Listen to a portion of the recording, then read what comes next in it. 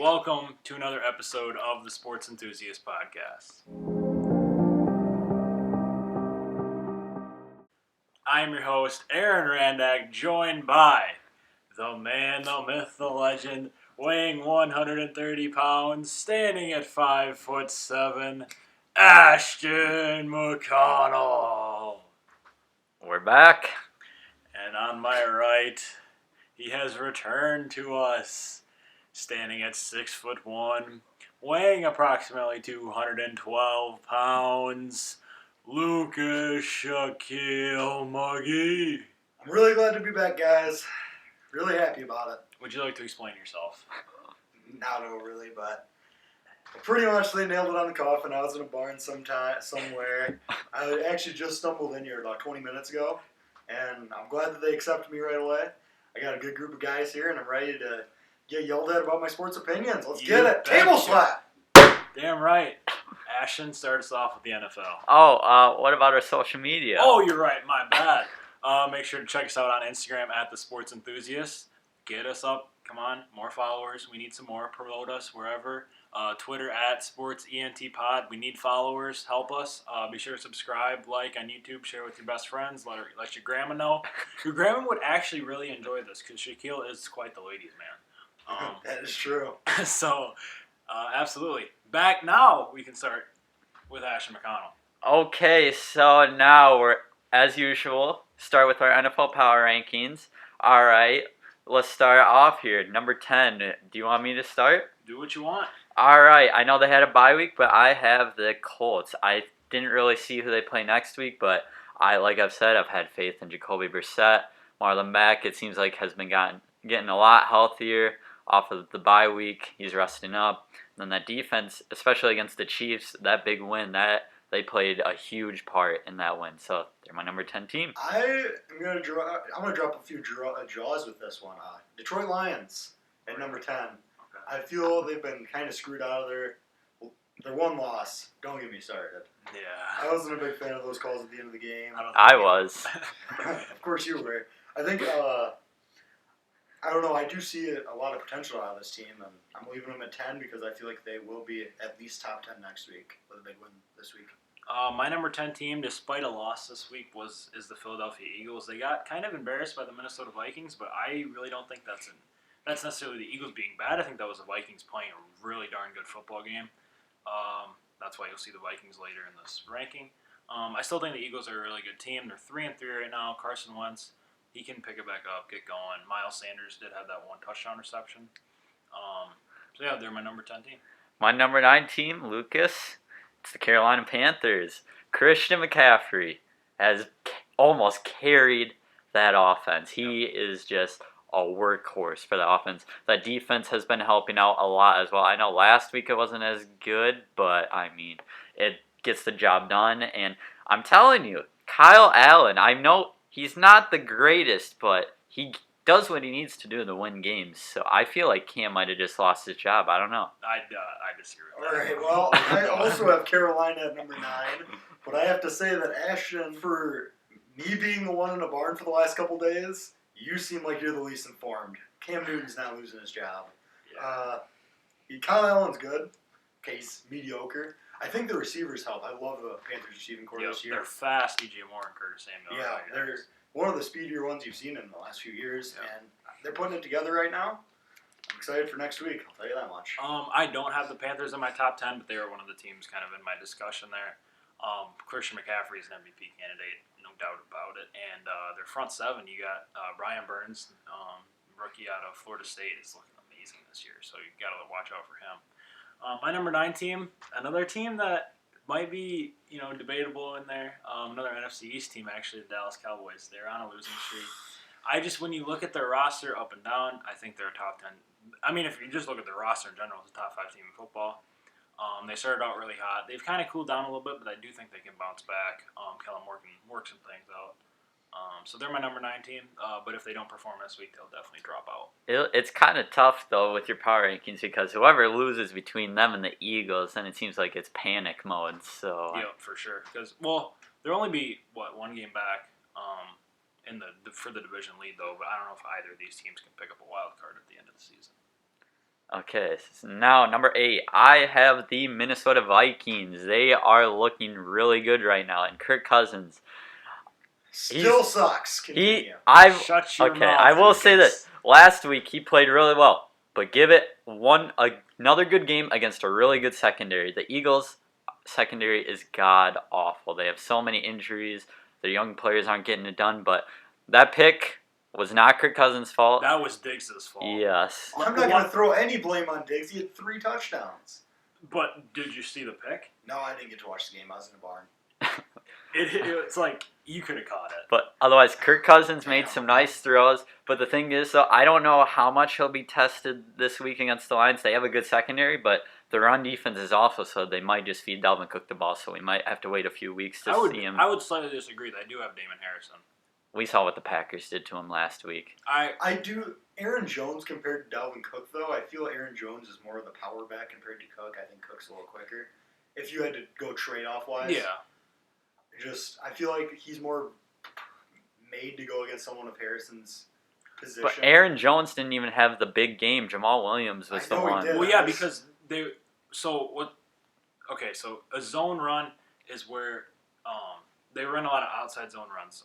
So that's where all the line is shifting towards one side of the field. While gap runs are more where there's double teams and stuff. You have guys pulling. The Packers are running a lot of outside zone runs, so they would go towards their really dominant tackles on the outside towards guys like Trey Flowers, who are more pass rushers. But the Vikings do like more of an inside running scheme, so where you can get Dalvin Cook kind of finding his own lane, one cut, and then hit the hole, which Snacks Harrison can really blow up. That's why I'm kind of worried about that. But continue. That's all I have to say, pretty much.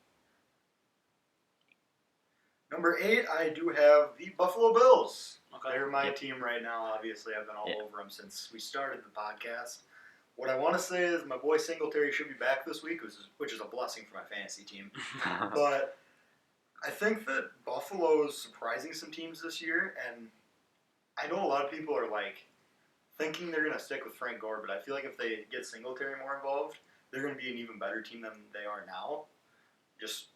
I think they're a good team right now, and I'm sticking with them. Yeah, I think it's hard to really, or I think it's, most people, what am I trying to say here? Most people would say that Singletary is the better back out of the two, but I just think Sean McDermott, who I've talked about many times on this podcast, is one of the best coaches in football, but he doesn't coach the offense. So I feel like if he was coaching the offense, maybe he does put his input in. But And a stat I've heard multiple times, out of 14 red zone trips, they've scored 10 touchdowns. that's impressive. Yes. My next two teams, I looked at I kind of look back on who the teams are, and I don't really want to put them in here, but I kind of have to because of their records.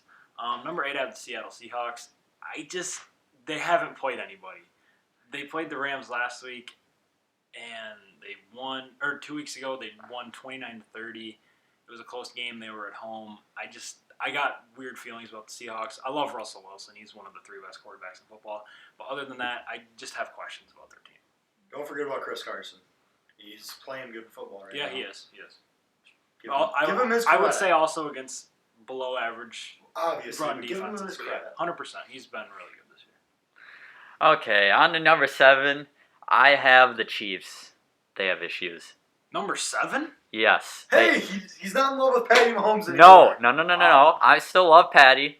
They have many issues. Their running game, absolutely atrocious. Their O-line and injuries, absolutely atrocious. Their run defense, god awful. It's looking very, very scary for them right now. If they don't make a trade, I don't really know if they can win the Super Bowl. I'm going to just... You're going to see them a lot later in my ranking.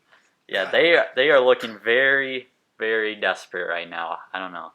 All right, mine, who I have here, the Houston Texans. Okay. I'm not going to say much. I mean, we're all seeing what they're doing. Watson's a beast.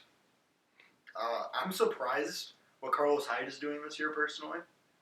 He's playing a lot better than I thought he was going to. I know when they made the move for Duke Johnson, I was pretty confident they were going to stick with Duke Johnson, personally. But then they brought in Hyde, and they've been all over Hyde since. I know Duke Johnson's getting his carries, receptions. He's not a running back. He's a receiving back. But, I don't know. I like the Texans. I don't have the Texans in my top 10, but I mean, if I had to say the best teams in football, they would be one of the 10. But the reason I don't is just because the two teams, the 49ers and Seahawks, who I just let go, are my number 7 team. They just have better records, and I kind of have to put an undefeated team in the top 10. I just don't like the Niners. They give me weird feelings. I don't think they played a team above 500 this year, which is, you don't like to see. So I just get weird feelings about the Niners.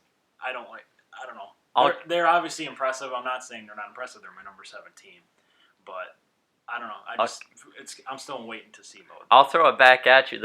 Who have the Patriots placed? I know you're gonna have them higher. Well, yeah, but also I like the Patriots roster. I like the Patriots coaching better. I like the Patriots.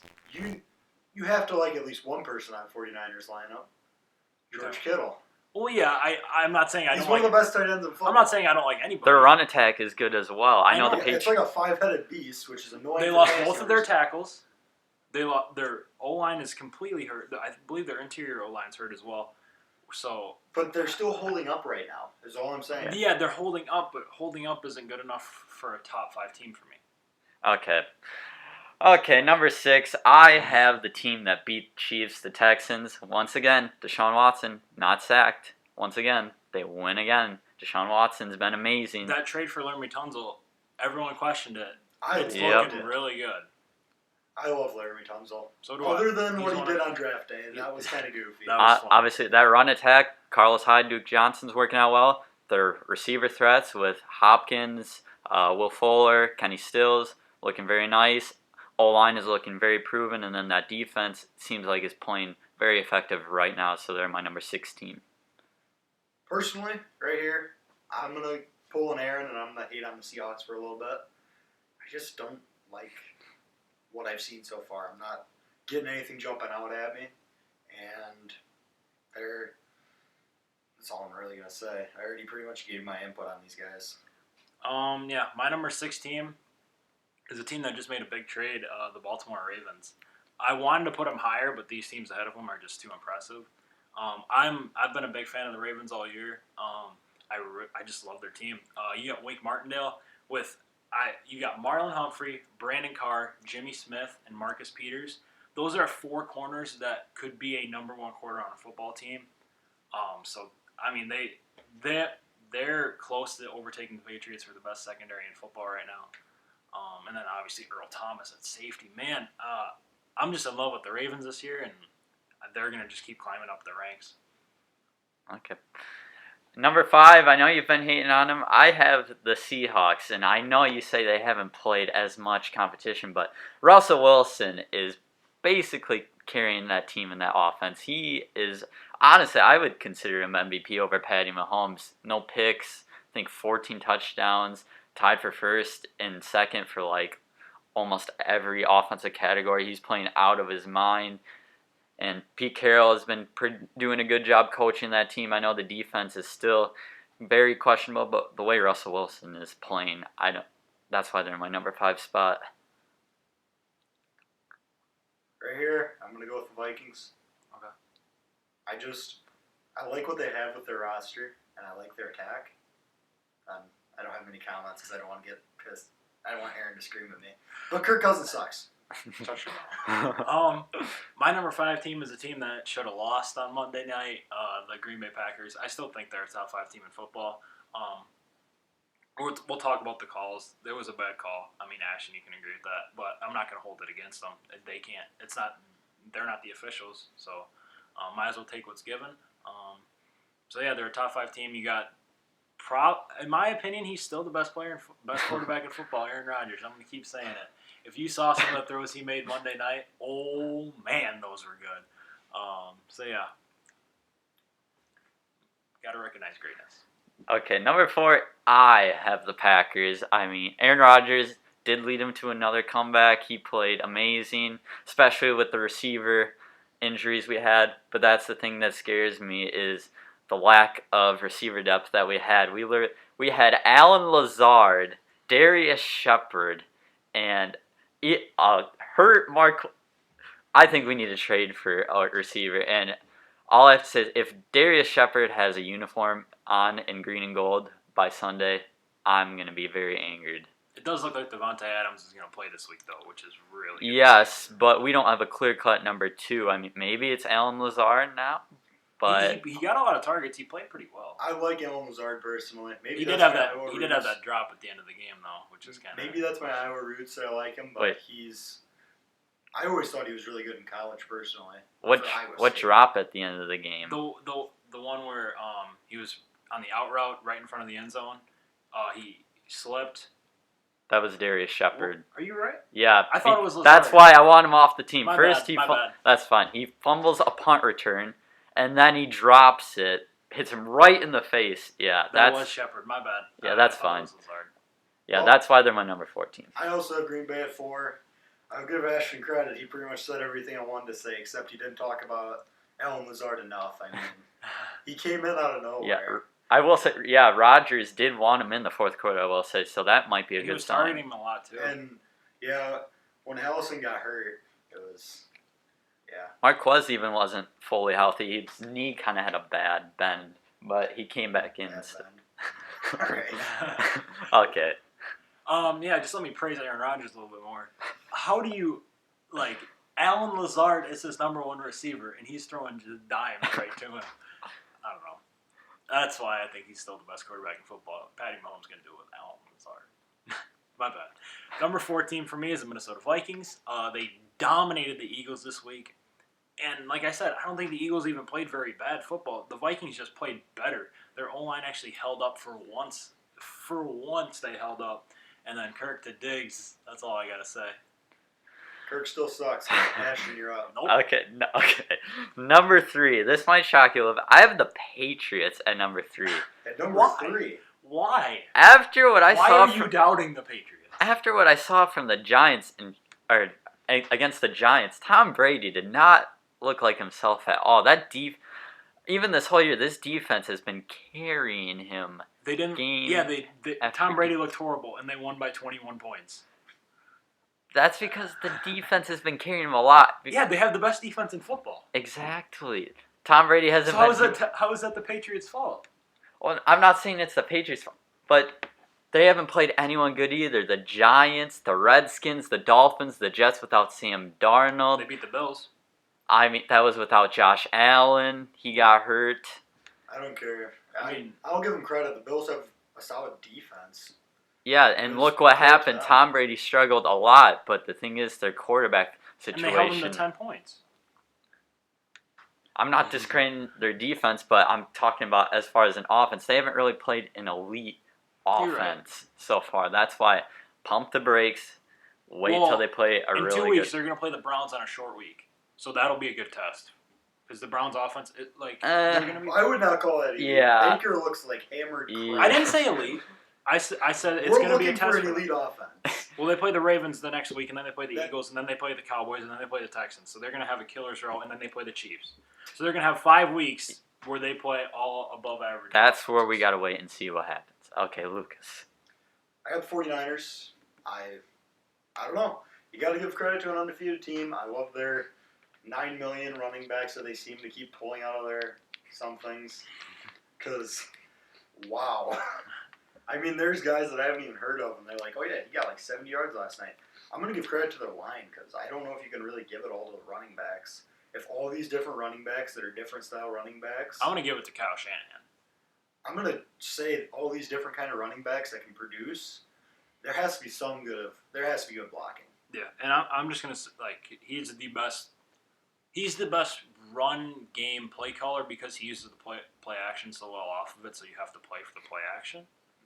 That's kind of a weird sentence there, but you have to be aware of it because Jimmy G's really good at running play action plays, and Kyle Shanahan's really good at calling them. They use crossing routes very well, so I mean that's one real big positive for them.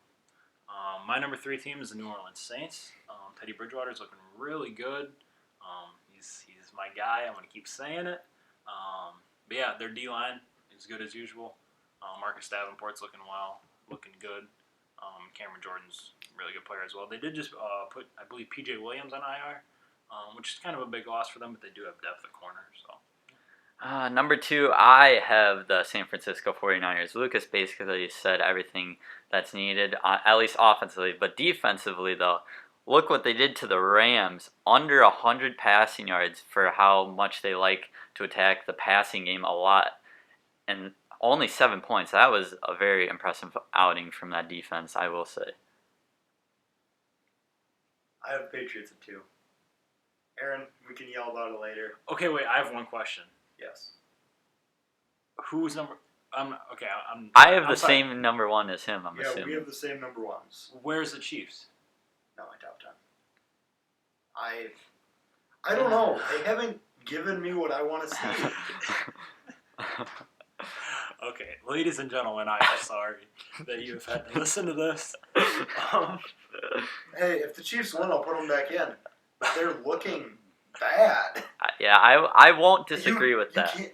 I get that Mahomes is from Texas Tech and they throw the ball 50 times a game. But if your running back looks as crappy as LaShawn McCoy, Damian Williams can't get carries anymore, there's something going on in there that is crumbling them.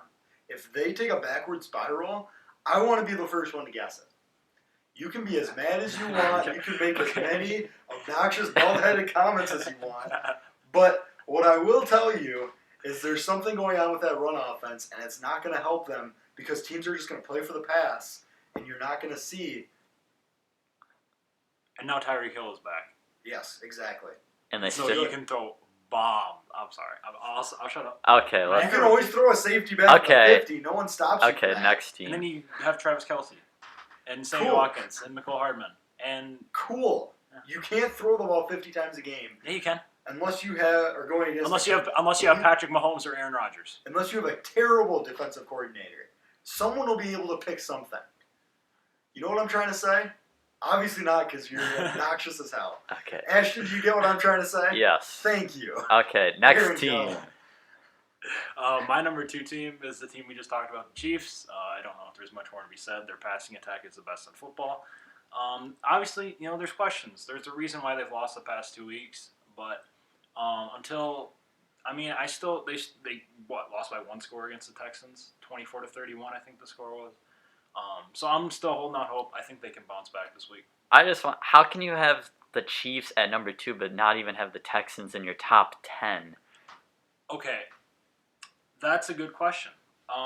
The Texans, I don't love their running game still. I know they've been playing well. But my Chiefs comment about not loving I know, but is listen horrible, to me. Listen to me. Deshaun Watson's not Patrick Mahomes. Yeah, he has a different skill set that I could argue almost levels it out. I won't say levels it out. I'm going to completely disagree. Mahomes doesn't move like Watson. You're right. Watson is terrifying for linebackers. But Deshaun Watson doesn't throw on the run like Patrick Mahomes. Deshaun Watson doesn't have the arm of Patrick Mahomes. He does not throw on the He run. throws on the run Not like Patrick very Mahomes. similar. No. Yeah. No. Okay, Mahomes is throwing across his body and crap, but if Watson's on his strong hand going this way, he can really zing it. Not like Patrick. Nobody can throw on the run like Patrick Mahomes other than Aaron Rodgers is what I'm saying. You're all over those two. Yeah, because they're the best 2 players in football. Come back to earth for a second, please. Talk to me. I'm honored. I feel like you're in La La Land, dude. Okay. There's a lot more gradual. You make it sound like these guys are in plane A plus and the next guy's a C. No, I'm saying there's a gigantic gap between Patrick Mahomes and Aaron Rodgers than Russell Wilson and Deshaun Watson. I completely disagree.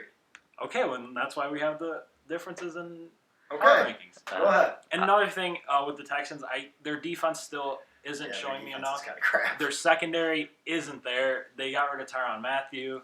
Their linebackers are weak. Their D-line is okay. You have Whitney Merciless, you could kind of call him linebacker. He's the outside linebacker. Then you have J.J. Watt, obviously, but their defense is just kind of scary, so that's why they're not in my top 10. But on to the Chiefs. They also have a scary defense. It's kind of rough, but they have some speed, and they have Chris Jones, and that gives them a little bit of an advantage over the Texans for me still. Okay, number 1. I know Lucas has this team. I have the Saints. I know you said P.J. Williams went on the IR. He's hurt, but they're all around just so good offensively and defensively. They got good receiver depth.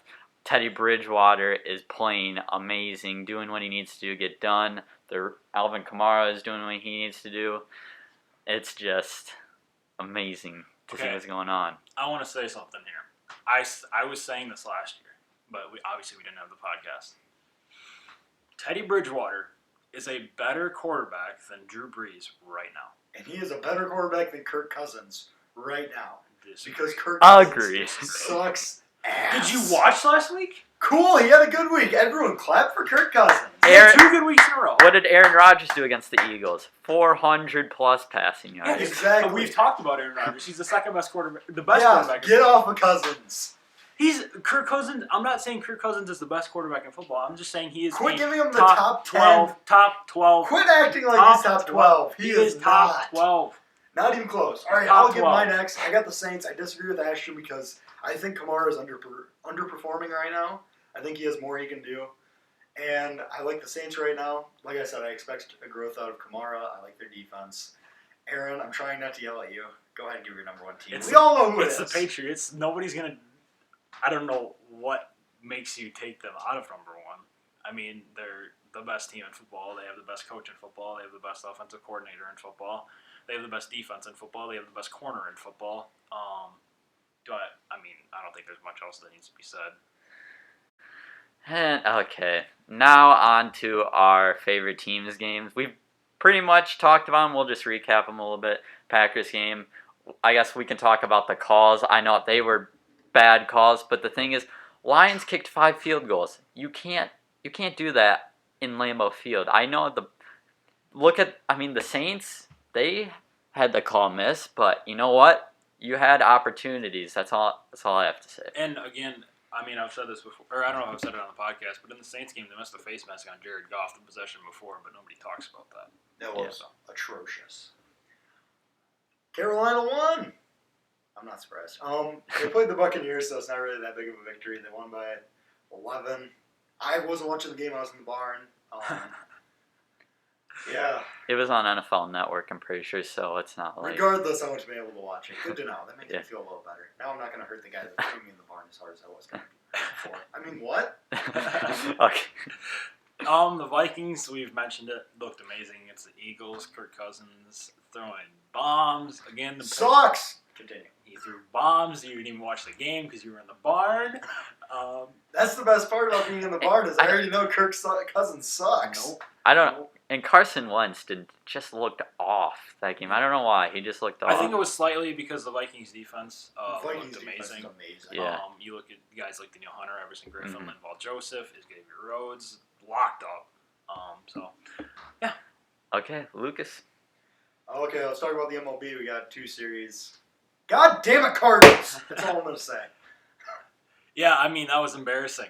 7 runs let up in the first inning. They just couldn't come back. Right back at them after the Braves series, they did. But I will give props to Aaron. You said the Nats were going to the World Series. Damn right I did. I'm going to talk about that until I die. I predicted the Nats in the World Series for the first time in their franchise history, and I was right.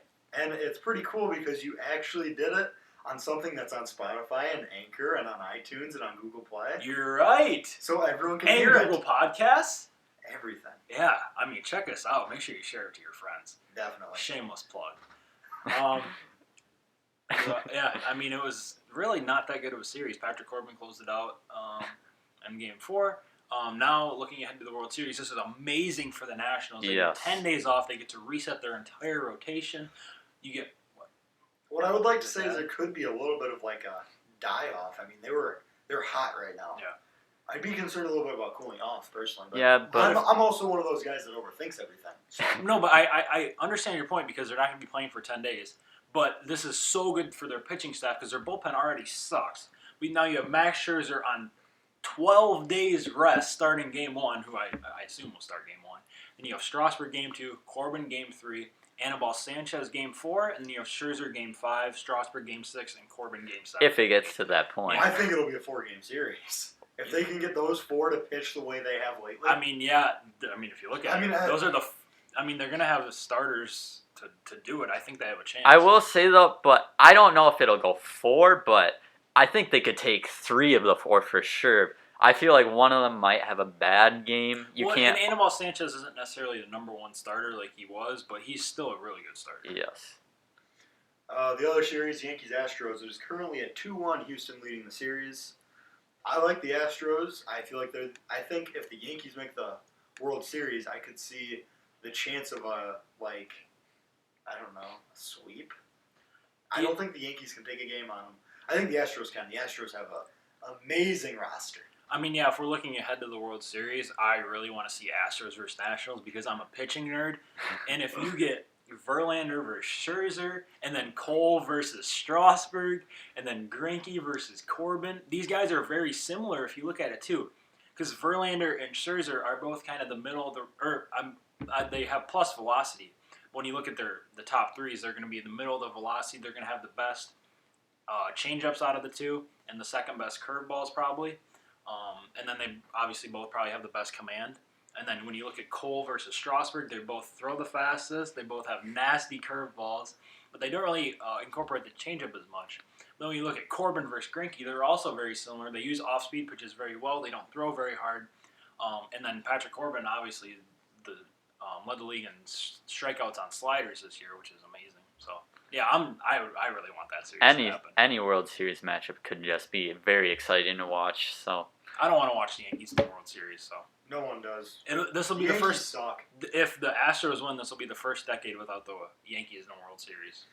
Okay. Which would be so nice to see. Yes. Everyone's praying right now. Yeah. Let's move on to the NBA. Finally, we're talking about the NBA. It starts up on Tuesday. Preseason's been kind of decent. You saw Ben Simmons and Boban both hit threes. And Steven awesome. Adams. Yeah. I mean, no one cares about the Thunder, though. Ben Simmons hit a 3 in a game that didn't matter. Yeah. In other news, Yeah. but Boban's awesome. Yeah, we love Boban over here. But why? Everyone loves Boban. But it's an NBA viewing requirement. I'll talk about Ben Simmons later. I'll wait. Yeah. So yeah, we just had to talk about that really quick, and now we're gonna move on to our preseason predictions. We're gonna start with our 8 playoff teams that we expect to be in there. Starting with the East, Ashton. Okay, so my teams 1 through 8. At 8, I got the Bulls. I think with the young talent, they'll improve a lot. 7, I got the Nets. Kyrie will do what he needs to do, especially with that young talent as well. 6, the Raptors. Feel like Siakam and Kyle Lowry will still kind of show their presence in the East. 5, I got the Heat. Jimmy Butler, I think, will do what he needs to do, and I'll have another player to talk about later on. Number 4, the Celtics. Jason Tatum, I think, will improve a lot. And then, obviously, Kemba Walker. Number 3, I have the Pacers. Oladipo is looking to have a big year, obviously. He was looking amazing before his injury. Number 2, I got the Bucks. Giannis, that's all I have to say. Number 1, the Sixers. If Ben Simmons develops a jump shot, why is no one talking about that?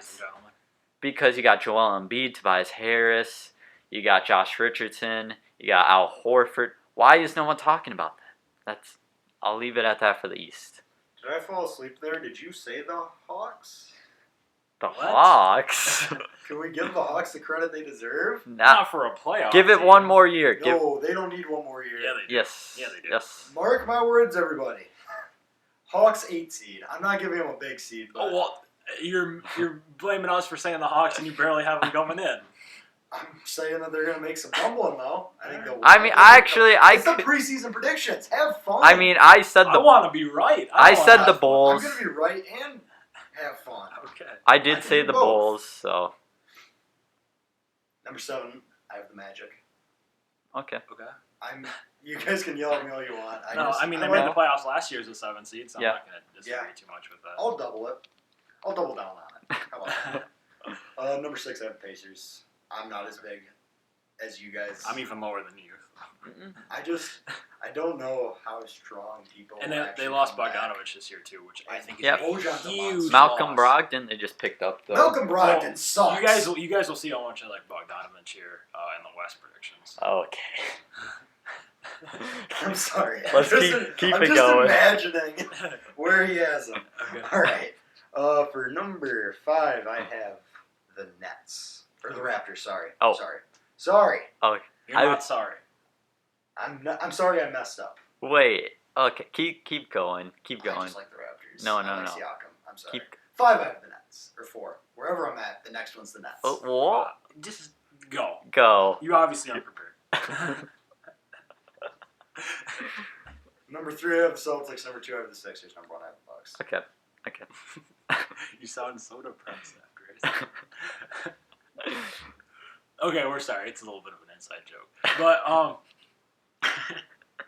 number 8 I have the Pacers actually. Again, they lost Bogdanovich this year. Oladipo's coming off an injury. I think he's going to start slow, and it's I think it's going to be close at the end of the year.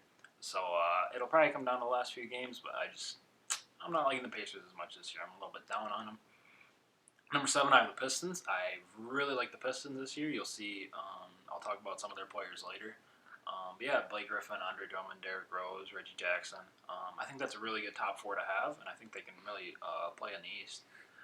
Number 6, I have the Brooklyn Nets.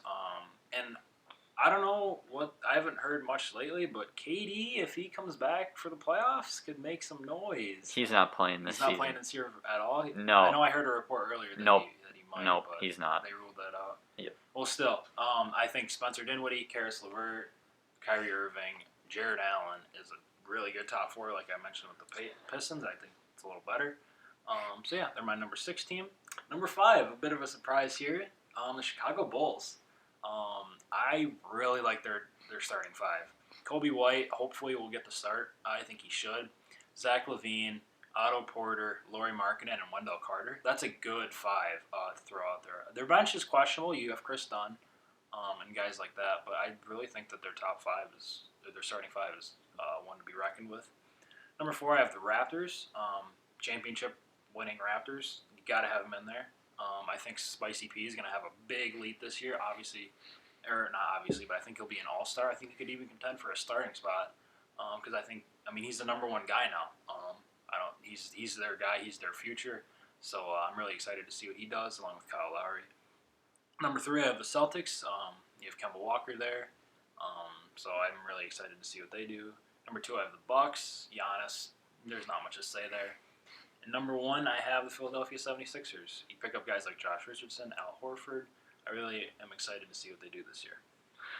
Okay, now on to the West. And with the West, it's hard to tell. There's so many good teams. It's so good.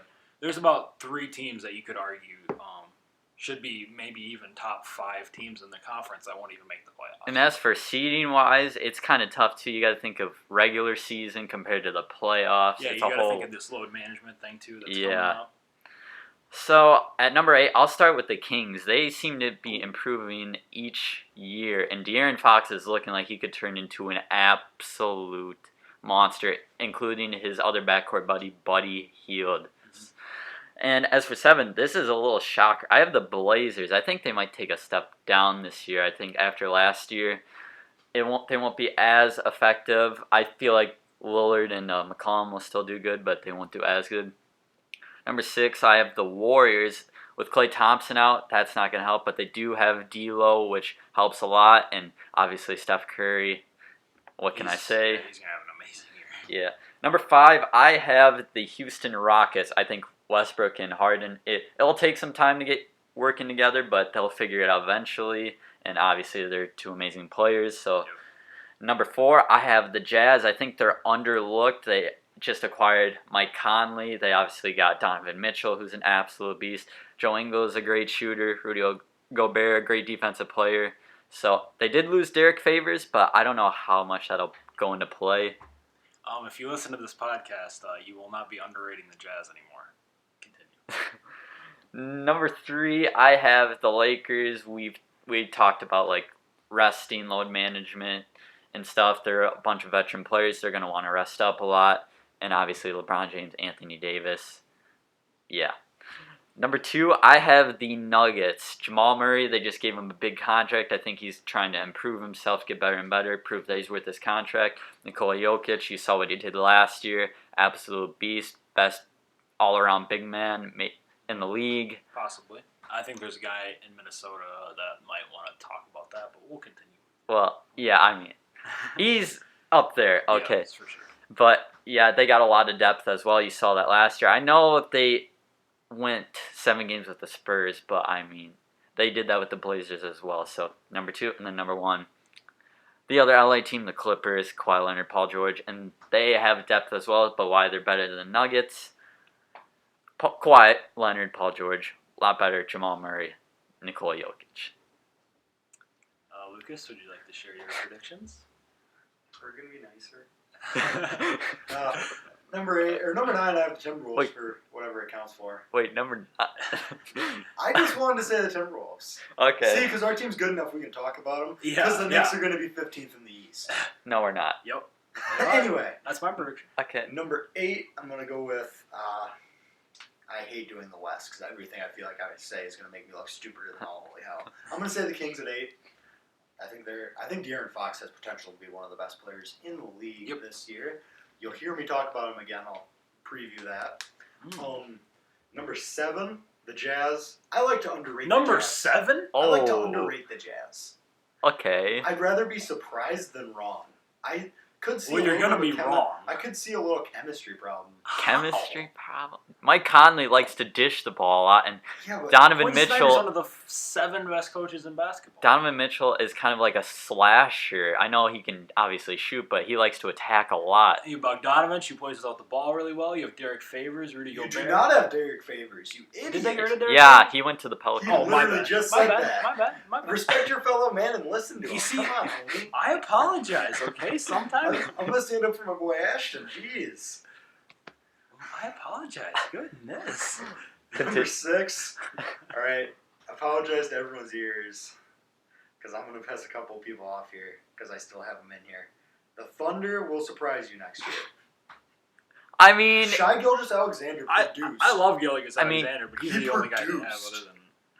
I will say this: Chris Paul doesn't have James Harden by his side controlling the ball every possession. So Yeah, and now I people are think- going to actually focus on Chris Paul, and he's going to suck because he's old. Yeah, exactly. That's why I think Shai's gonna have a big year. I'm I do really too. high on Shai and if personally, and it rhymes. Steven Adams can shoot.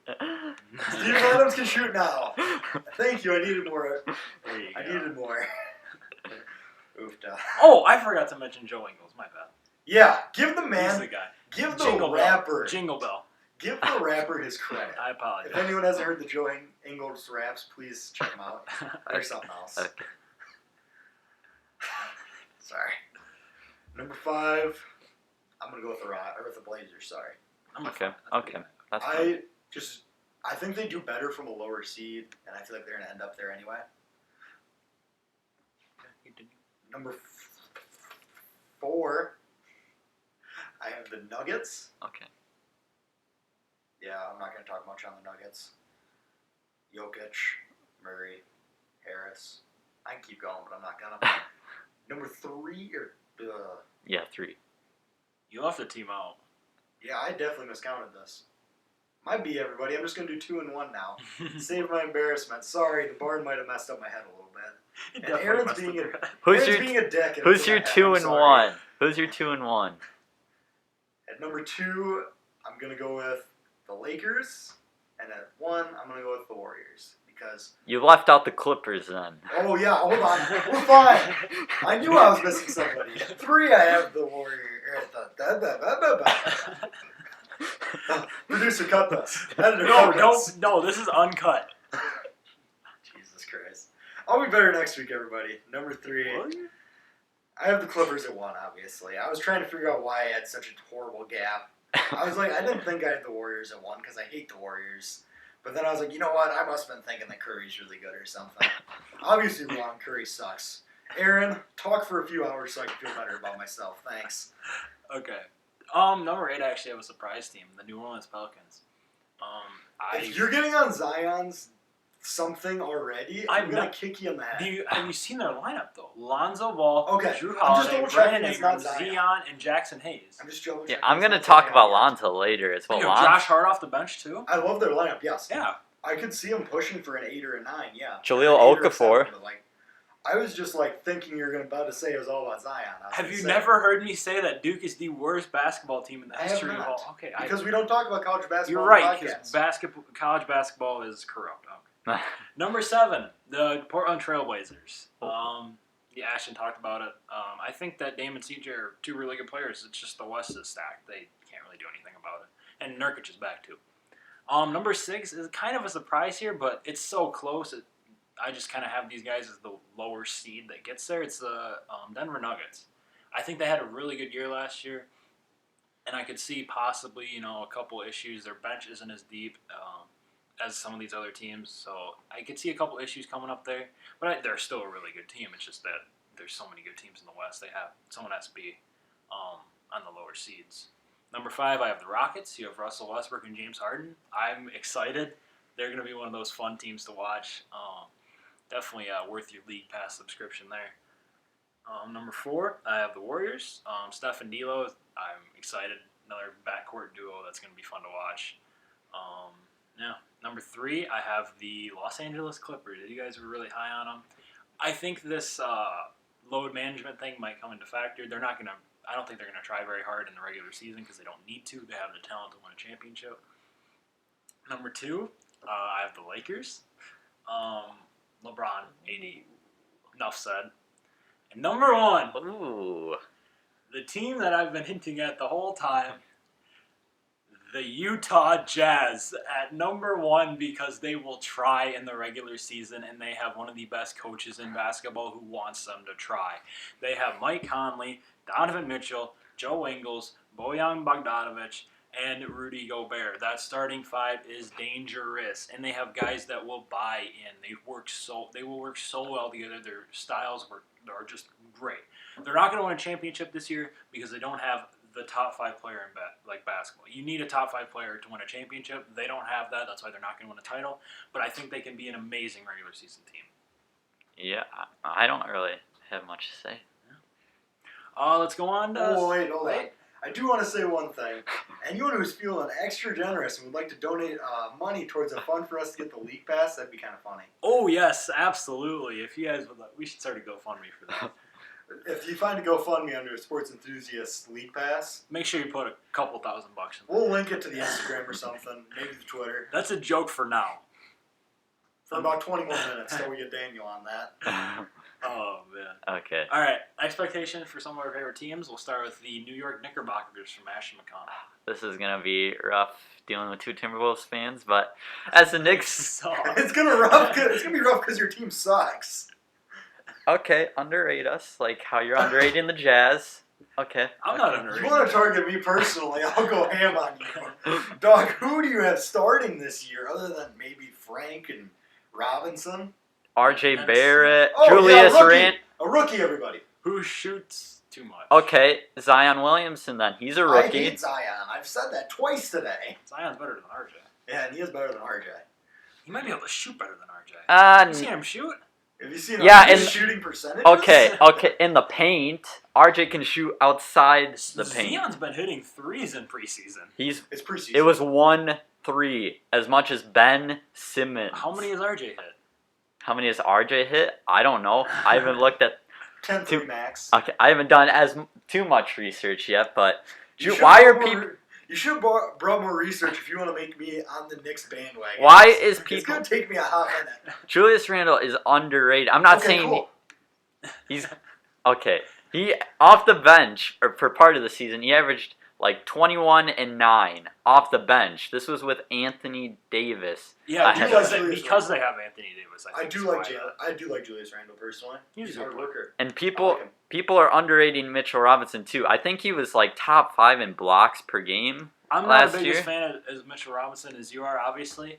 I think he plays for the block too much. So I hear you. when you're contesting a shot, you have Rudy Gobert, right? The longest player in basketball, or one of the longest. He doesn't. Well, okay, that's why I corrected myself.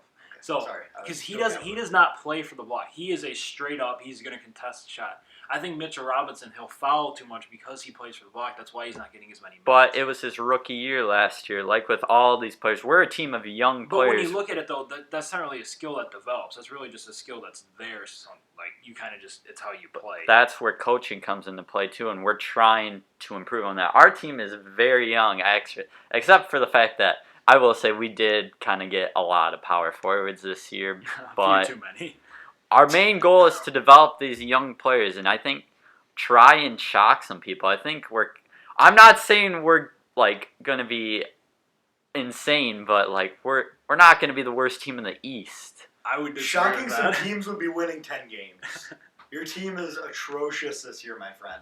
Hey, I actually Hey, we've been there though. I'm not gonna say we were there a few years ago. It's okay. We won 16 games a few years back. It's the way of the road. You're saying No, we're we gonna drafted be. Wesley Johnson. You're saying we're gonna be Wesley Johnson, worse. everybody. Wesley Johnson. You're saying we're gonna be worse than last year? Yeah.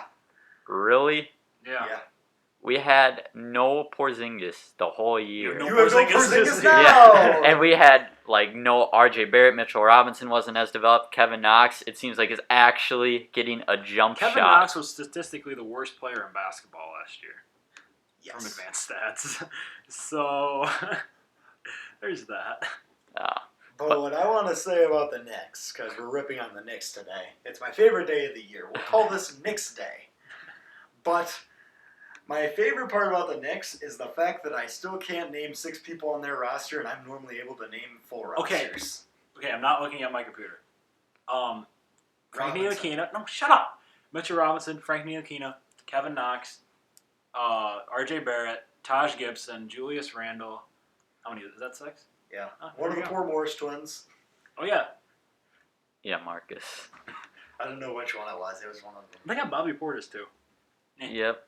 And we got Iggy Brog, however you say his last name. Agnes Ignis. Delikus. AKA Another power Iggy. forward, R.J. everybody. Barrett. No, he plays. 6 for 15 from the field in his last game. Everyone clap for I him. know it's preseason. I'm just making fun of. I mean, Zion Williamson. Oh, He went 80%. We are okay. And then We he both went. hate He Zion. went 6 for 13 in the game before. So. I love Zion, but like you're acting like RJ's gonna be absolutely terrible. I predict RJ to be absolutely terrible.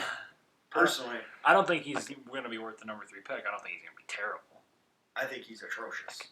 I'm done. You're done? I Try and come back at us. It's gonna be tough for him this year, even being a Knicks. I'm just gonna. I'll be patient, and if we actually do good, then obviously there's that. But And then he can talk you crap. I'll But wait. that's not going to happen. Yeah, I was gonna say, but I won't expect that either. I won't put it into my schedule. I'll wait. Then again, I didn't put the guy throwing me in the bar in the schedule, but that's whatever. I'll just cry. Timberwolves. Let's be happy. Yay. Yeah, hey, we're going to be okay. We're not going to be great. Mediocre. I mean, it's a Mediocre's better than horrible. Yeah, it's to a not deep- get into the playoffs it's a deep again. draft class for a reason, though. I mean, it's going to be. They don't really have this top number 1 guy. I mean, everyone's talking about LaMelo, but he's not going to be like this Zion type of prospect. No, I agree. But it's a ball brother. I mean, people. Yeah, I mean, he's going to be really good, but I'm just saying, like, there's I'm not not this even- blue chip prospect. I'm glad we're not gonna end up with LaMelo. I'm gonna knock on wood. Actually. Can't wait till we get Cole Anthony. I'm hyped. Don't worry, we'll sign back Jeff Teague. Or Yeah. we'll trade for Kyle Lowry. $19 million contract we have Jeff I Teague. hope you do that. That'll Let's make me trade for happy. Kyle Lowry. Let's not trade. That for will Kyle make That Lowry. is me the happy. worst sports article I ever read. I don't even know who it was. Why would we? I don't know what. Whoever came up with the idea that it would be a good idea. Scott to Leiden's our trade- GM, right? Isn't it Scott Leiden? I don't care. I He's- could do a better job than him at this point. If he wants to go If after he wants him, to trade for Kyle Lowry, he Kyle deserves to be Lowry fired. is atrocious. He's bad. Or he's not. Dude- He's not. Where Dude he's, shot a 3 and it hit the back of the backboard in the finals. It got tipped. Okay. I don't care. he's It too. was- If he was taller, then it wouldn't get tipped. even He's that- 6 foot tall. Even if it gets tipped, that trajectory didn't change enough for them to say on the air, "Oh, it got tipped." The trajectory got changed enough to maybe move it a quarter inch, hopefully to the right, but it might have been to the left. It might have been farther off. It was horrible. Don't get me started on Kyle Lowry. He sucks. I hope you guys trade for him. You won't have any draft picks. Probably won't make We're the not gonna trade- playoffs We're not again. going to trade draft picks. We'll give him, who's our young second No. rounder from this year? Isn't it Jalen Noel? Yeah, no. We'll No. trade Noel. He, The Raptors aren't going to want that though. Yeah, he's they want to get good. rid of his contract. They want to get rid of Kyle Lowry's contract. They want to get someone so they can sign. They want The to sign thing- back Pascal. See, Chris Paul and Kyle Lowry were in similar situations. Obviously, Chris Paul got traded, but like Kyle Lowry's contract is worth more gone than it is on the team. So the Raptors would probably have to give something up as well to get rid of that contract. Which is a true thing that happens in So sports. if we could get like Pascal Siakam, We'll toss him in. Who do we want to give him? We'll give him. We'll give him Gordy. Yeah, we love Gorgie. Yeah, good He's luck. on like I a love- $17 million. I love Gorgie though. On a separate topic, the one Hey, game what? I ever went to, and actually I shouldn't say I ever went to. I've been to like 5 Timberwolves games. The most recent one was a Washington game, and Cat got tossed, and Thibodeau got tossed. It was the greatest day of my life because I got to watch both of them get teed up and tossed. Hey, November 10th, if you guys are going to the T-Wolves game, let me know. I'm there. November 10th. I feel like I almost got tickets for that game because Yeah, it's versus weekend of my Nuggets. birthday. Anyway, And they're cheap tickets, too. I know. Anyway, Well, I'm getting so, good tickets. I watched Gorgie rip his pants, and the girl that was cleaning up the pant, as people are going in there throwing their warm ups, the girl that was cleaning him up, Gorgie turned and whipped her in the face with the pants, and she dropped. Dude, 6'11" Gorgie Jang will forever be my favorite center. Okay. Bet you never got a sip of Gatorade. Yeah, no, I did. I wasn't that cute I was kid. sitting row one. I wasn't that cute kid that got that lucky, man. Okay. Yeah. I mean, I don't really have much to talk about besides the fact that Andrew Wiggins will be better this year, and that's all I'm gonna say. I'm not Wrong. gonna argue about it. Everybody in the world, knock on wood with us. Andrew Wiggins is a good play. People don't realize He is a great scorer. he If we're being is. He's honest. so talented of a scorer. He is the Kirk Cousins of the Minnesota Kirk Timberwolves. Cousins is the top 12 quarterback. Kirk Cousins sucks. Do No, not make no, me choose sides. Nope. Wiggins good, Cousins bad. They're both good. Knicks bad, Timberwolves better. The Knicks suck. They suck. Oh, okay. Do not get me fired up on the Let's Knicks just again. get to our next topic. Okay, now we're just going to go over who we think's going to win each award because this is our preseason prediction show. So, I mean, we got to do it, right? So, most valuable player, the one that everyone cares about. Who wants to start, Ashton? Ashton, if Okay. you say a Nick, I'm going to break your face. Yeah, we're gonna go with Alfred Payton. No. I love Alfred Payton. He's had the worst plus minus so far in preseason Plus for the minus Knicks. sucks. It is a horrible statistic. Okay, let's get okay. That's a Skip Bayless statistic. We're sorry, Skip, Okay. but we have to. Skip Bayless, you suck. Sorry. Okay. So MVP, I have Please sign us to Fox. Continue. I have Steph Curry for MVP. With Klay Thompson out, I feel like I know they have D'Angelo Russell, but he's gonna have to do a lot of the workload offensively. And as far as the regular season, I mean, he does really well shooting in the regular season. So and in the playoffs. yeah, so I feel like he's gonna have to carry that team a little bit more, even with D'Angelo. Smart, So yeah, smart kid. And Steph, this is something that he hasn't been able to do his whole career since Monte Ellis. He can finally play without the ball, like on a consistent basis. Because you have Draymond Green and D'Angelo Russell there that can run the point. This is going to be an amazing season for Steph, and I think he's going to be super efficient as well. Well, I'll be the one to say it. This could be my breaking point. I attempted to create my own form of a statistic, because that's something you do when you're a fat-ass nerd that sits in his basement all day. And if this does work out, I could have an improved version of the player efficiency rating. Stop. Shut up. Let me have my moment. This is actually big for me. God. Anyway, I think that this will be the beginning of Curry's deterioration. I'm not saying he's going to be bad by any means, but I'm saying that this isn't his MVP year. I think he's slowly going to start slipping now. Okay. If I'm right, and the statistic is true, NBA teams, come get me. Lucas, the statistic is age, you dumbass. Yeah, he's 30... He's 30-something now, ain't he? Yeah, he's in his low 30s, but he's still... For point guards, that's he's at the end of his slipping time. Yeah, he's at the end of his prime. I'm not going to disagree with you, but I'm going to say that, my statistic is age. You can use whatever statistic you want. I'll take age. good for you, but if this is going to work, I think, whatever. I don't think he has an MVP season this year. Aaron, you're being very mean today. I'm going back to the barn, you scumbag. He has every right, My even though I'm mad at him. Oh, the Knicks fans pissed off. Everyone freaked out. Okay, my MVP pick. All you guys are going to disagree with me.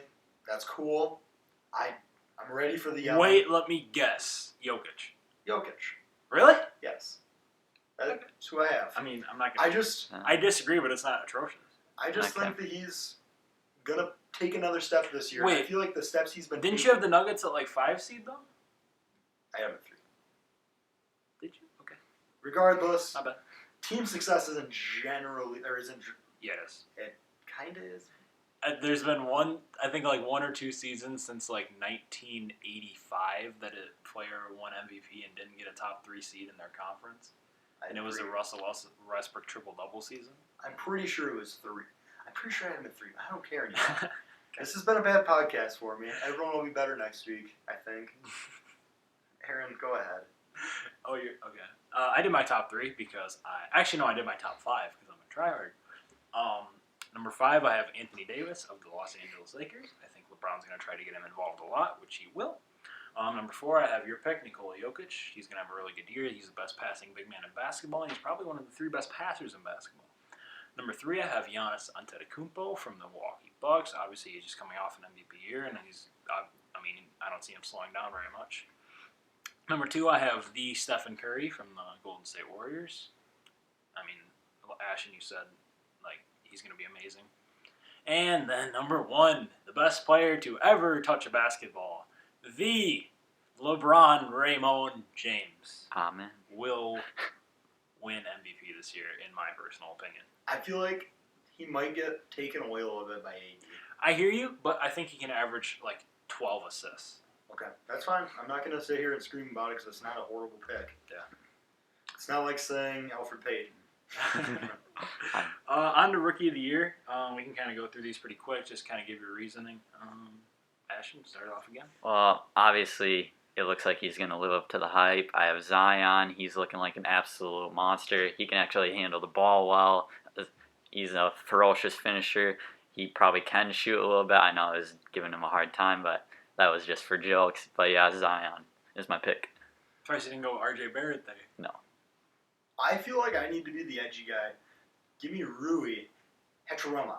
I can't pronounce it. Hachimura. Sorry, I'm not Japanese. I can't pronounce it. That's really not a bad pick because it's going to be him and Bradley Beal. I think Washington just needs someone to step up. I don't like Rui very much, but I feel like he also can step up. I'm just going off. I hate Gonzaga. I hate Gonzaga so much. How do you hate Gonzaga? They're a mid-major that does amazing. They shouldn't be a mid-major. They should leave a mid-major conference. Oh, yeah, true. They're weak. Continue. Oh, you would like me to go? I would love to. Okay, I did my top 3. Number 3, a guy that not very many people are talking about, Darius Garland of the Cavs. The Cavs are going to be one of the funnest team. Is funnest the word? Make it a word. One of the most fun teams to watch this year. Because they're going to be fast. The only way they can win games is through speed. Because you have Darius Garland and Colin Sexton, 2 of the fastest players in basketball. If you want to get tickets for a game, go to a Cavs game. They're going to be $5 for front row seats. Go to a Cavs game because it's going to be a very intense game. It's going to be up and down the court. The Cavs are probably going to get blown out, and your favorite team's going to win too. Go to a Cavs game. All right, we already have one for the Cavs bandwagon. LeBron's not there anymore, genius. The Cavs are still going to suck. The Cavs they're going to be horrible. I'm not saying they're not going to be that fun to watch. Yes, they are. No, they're not. You have these 2. It's like watching John Wall twice. I love John Wall. Exactly. On a separate topic. But I don't think Garland matches Sexton very well. I love Colin Sexton too. So do I. I just think they're 2 explosive guards that I really want to see if they can play together. All right, and it's going to be really fun to watch. I'm done yelling at you. Okay, number 2, I have Zion. The only reason he's not number 1 for me is just because I don't feel like he's going to get very many stats this year. Because if you look at their team, it's really good around him, and I don't know. He's not going to be the odd one out, obviously, because he's the future of the franchise. No one's going to debate that. But Drew Holiday, like the Pelicans said, is the best player on this basketball team. I love Drew Holiday. He is the best player on years. So have I. I've loved him since he was with the Sixers, and he made the All-Star team because he deserved it. He's a hardworking point guard. He plays great defense. He plays amazing defense. Passer. He's a good offensive underrated player. He can play. He honestly. can play off the ball, and he's going to play off the ball this year because I think he'll play shooting guard finally, which is where he deserves to be. Yeah, he's the best player on the team, and I think he can. Like I said, he's going to lead him to a playoff spot. So Zion at number 2. I'm trying to talk quick here so we can get this in.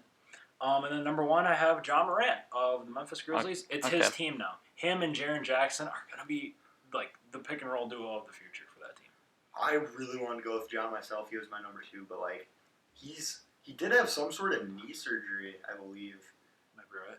I didn't see anything, but I think early in the spring or something. I think he'll be fine though for the regular season. But at the same time, it's hey, he's gonna feel a little different, and to me, it's going to take a little adjustment period, which is going to kind of take him out of Rookie of the Year. Yeah, I just want to see him and Jaren Jackson grow together. They're going to be a really fun duo to watch for I can 15 see- years from now. I can see. I know they didn't grow together, but like a Marbury Garnett kind of combo. That was Ooh, fun. yeah. Sorry, throwing you back to the old Wolves days. Yeah. I love watching old Wolf tape. Yeah, and then we didn't win a championship. Okay, so now for the sixth man of the year, I have the back-to-back Lou Williams. I mean, I feel like he could be a starter on a few teams in this league, multiple He teams could in be a this league. starter on pretty much any team in this league. Yeah, but he likes to come off the bench a lot. He's a great shooter, and I think he'll take it again for sixth man. I also have Lou Will. I think he's one of the best bench players ever. He is one of the best bench players ever, but I have him at 3 just because of the team around him. You have Montrezl Harrell coming off the bench too. I think he could be a candidate, and you have Kawhi, Paul George. I just don't think the points will be there.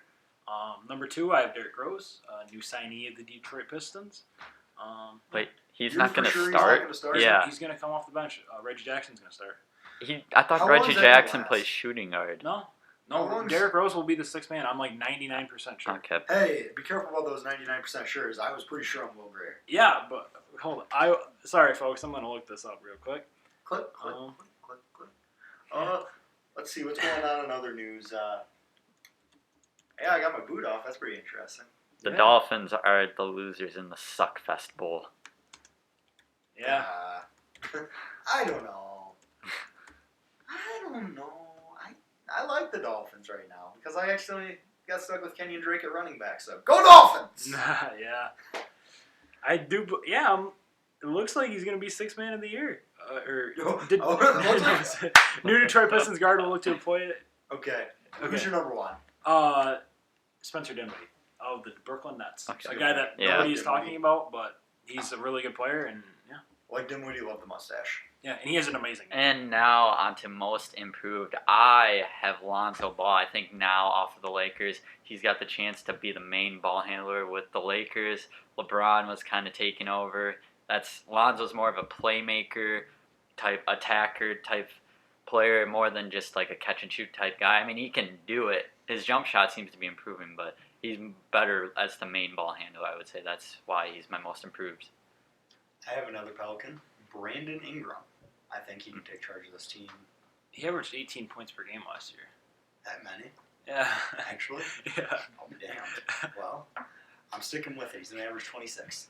Okay. I did my top 3. I'm a nerd.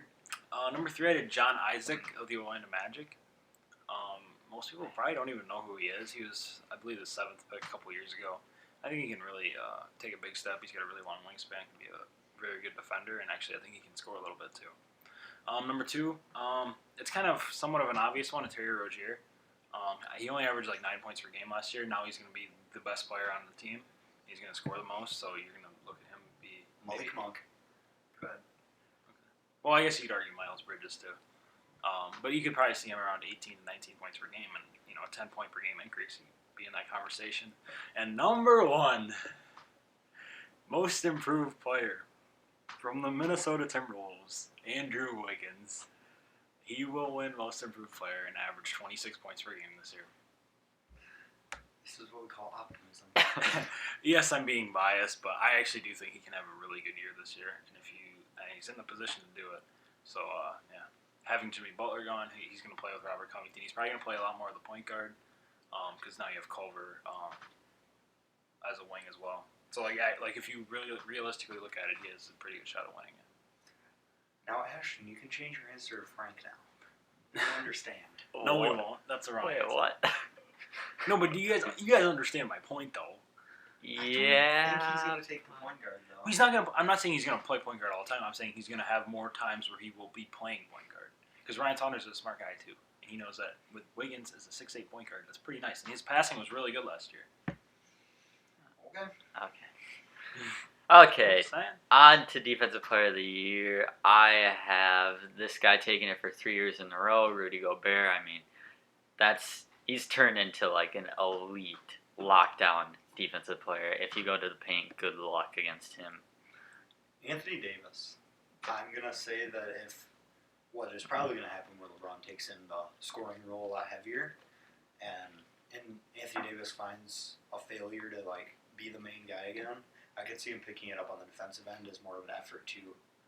He's already high up there. I'm saying pick it up to another step to make his name still noted. Well, I kind of did a little eyebrow raise there because you're saying that LeBron will take the main scoring role, but like Anthony Davis is going to average like 25, 26 points per game. You know Anthony Davis' work ethic. It's obvious. Yeah, He's you're going right. to want to be more talked about than LeBron. And he'll That's what try. he's gonna want to do. So that's why I think he'll be a defensive player of the year. Is he's going to compensate on the defensive end. I did my top 3 again because I'm a nerd. Number 3, Giannis Antetokounmpo. He's so long. He's really hard to determine what position you're going to guard him as. But yeah, I mean he can guard 1 through 5 pretty much. So that's why he's number 3. Number 2, Anthony Davis. Mentioned it. He's a hard worker. And he can guard probably 3 through 5, and then he's amazing protecting the paint. And then number 1, Ashton mentioned it, Rudy Gobert. 3rd year in a row. I mean, he's amazing. You don't want to go on the paint against that guy. Now, for Coach of the Year, I'm going to choose, maybe this is a little bit biased towards a good team. I'm going to choose Doc Rivers of the Clippers. I think last year, he overachieved with what he had, but this year, now with the talent he's going to have, I think he can do bigger and better things with this organization. Frank Vogel, a.k.a. LeBron James. Okay.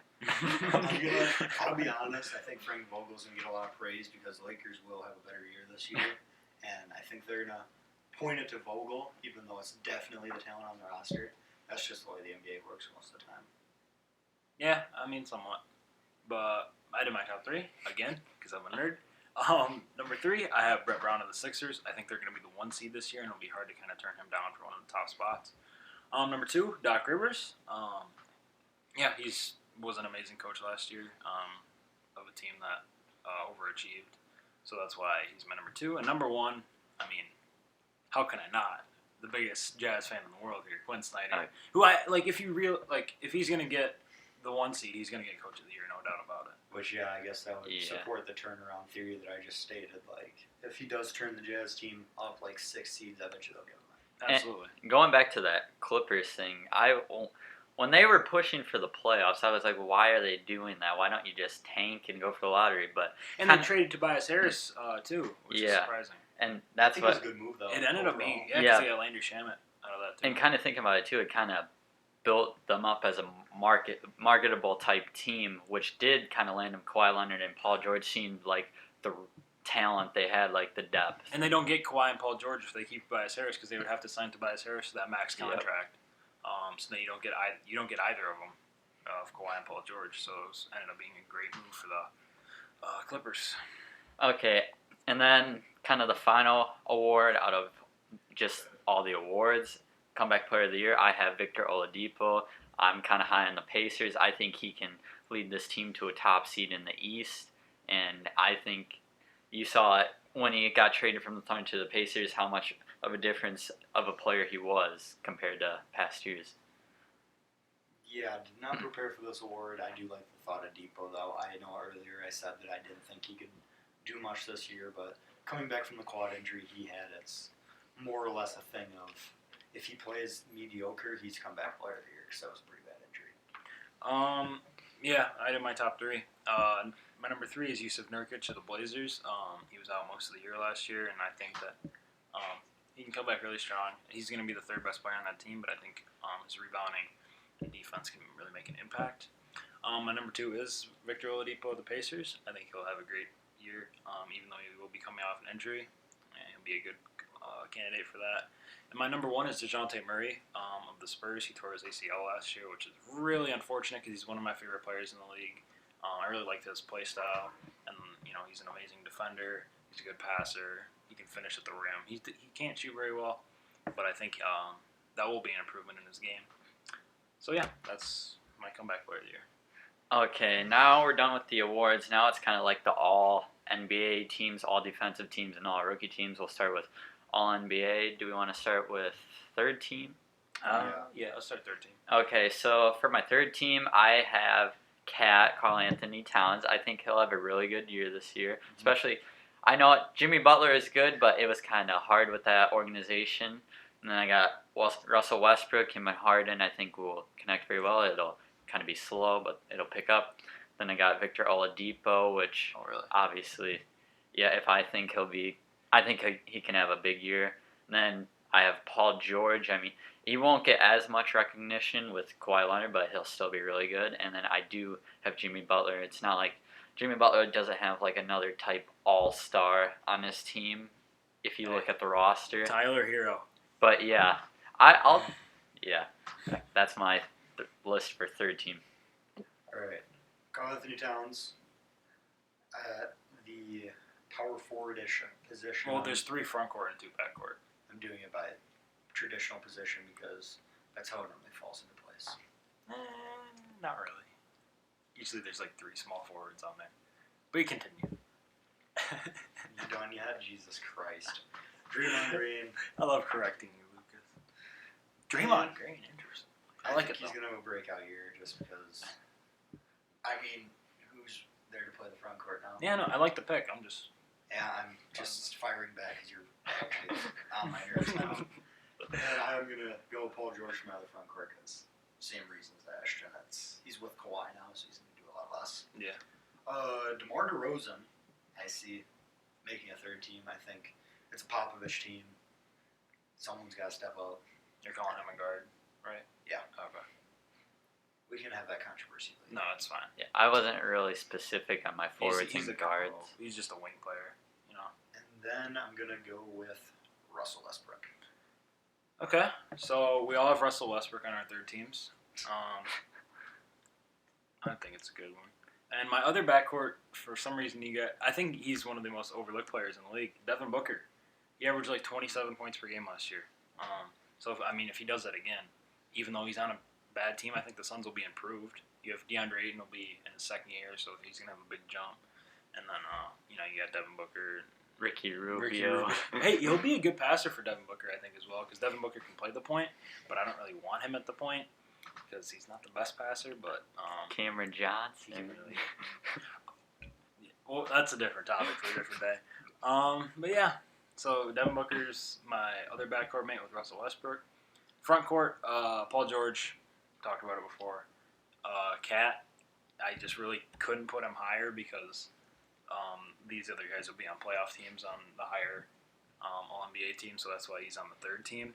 And then a guy that also wasn't mentioned, Blake Griffin. I think he's on I put the Pistons in the playoffs, and I think he'll have a big role in doing that, maybe around 24 to 26 points per game. And I think his three-point shooting is tremendously improved, which is obviously what you need in today's game.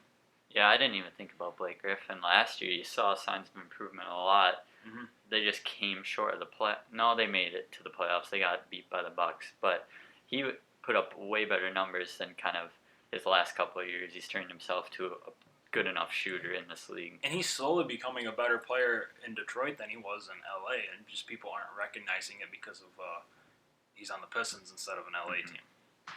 Now for the second team, I'll start with the backcourt. I have at point guard. I have Damian Lillard. I mean, Damian Lillard's an absolute monster. He can shoot, he can pass, he can finish, he can do it all at a high elite level. And then obviously James Harden. I think with Westbrook, he'll take kind of a step down. James Harden, your second team? Yeah, he'll take a step down, but he'll still be really effective like normal.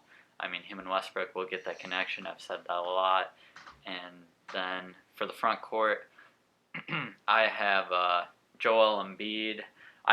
It was kind of hard. I don't know. It's tough. I wanted to put him in my first team, but you'll see why. He's an amazing player. And then I have Nikola Jokic.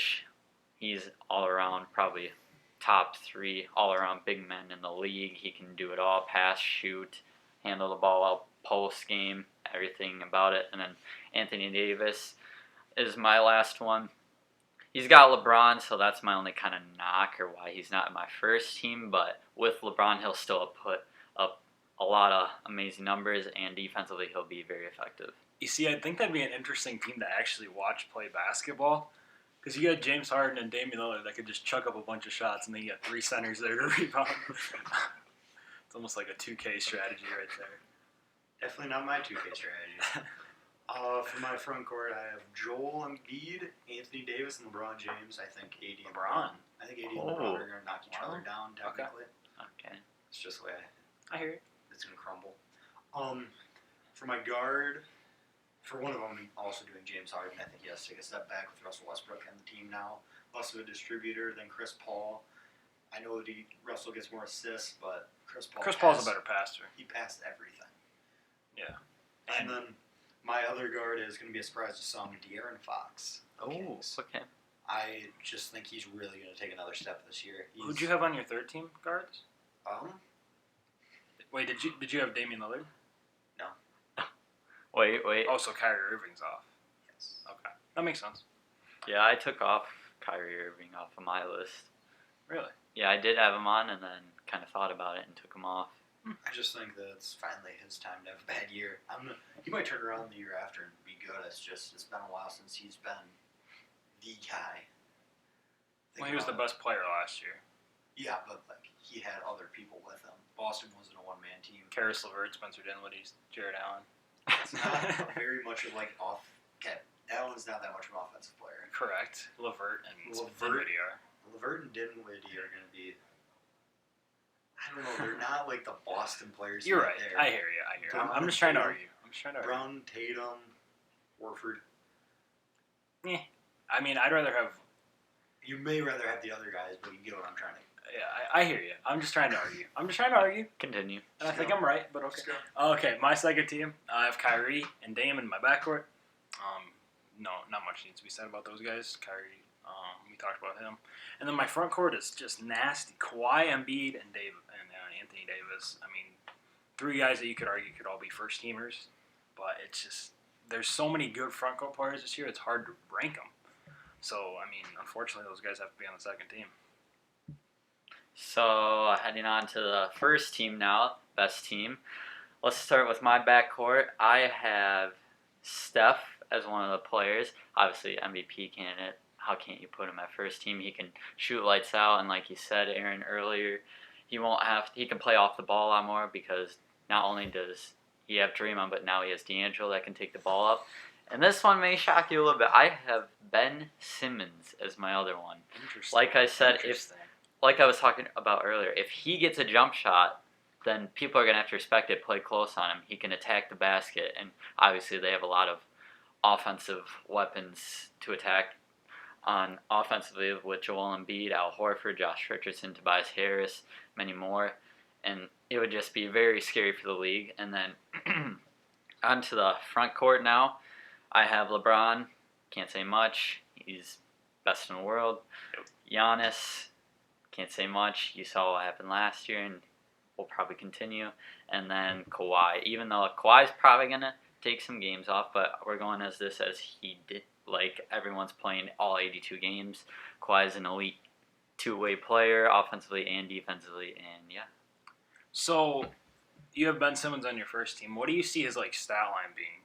Because I feel like his stats won't necessarily reflect how good of a player he is. So, do you expect him to have a 24, 25 points per game and 10 assists? Maybe 20, maybe. But I could see him I'm saying this, if he gets a jump shot, then that way, then people will respect him more. Then he'll attack the basket more. His assist total will be high, and then obviously he's 6'10", 6'11". Obviously, he'll get his rebounds like normal. I'm just realizing that how good of a rebounding team the Sixers are. Because you have Josh Richardson he'll be your 4th tallest player, and he's a really good rebounder for a guard /forward. And then you have Ben Simmons, Al Horford, and Joel Embiid, 3 guys that can obviously rebound amazing. Who's 5th starter? Tobias Harris. Yeah, Tobias Harris. So Josh Richardson's the smallest guy, and he's a really good rebounder. That's crazy. I didn't even realize this before. Yeah, and Tobias isn't a bad rebounder either. No, he's not. They're going to lead the league in rebound. All right, my team's going to go pretty quick. Giannis, it's pretty obvious. Kawhi, I feel like, is going to be there. We saw how he ended the year this year. I love Kawhi. Yeah, he's a great player. Mm-hmm. He's fun to watch. Jokic, obviously. Jokic. Yeah, they get that because he's got the little accent.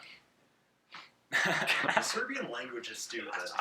Any Serbians listening, you know it. I don't think there's any Serbians listening, but if there are, let us know in the comments. Curry, obviously, and then Dame Dollar. Okay. Oh yeah. My first team, Curry and Harden in the backcourt. Don't need to explain much there. I mean, we know them. They're probably going to be the backcourt mates for a few years on first team. And then LeBron.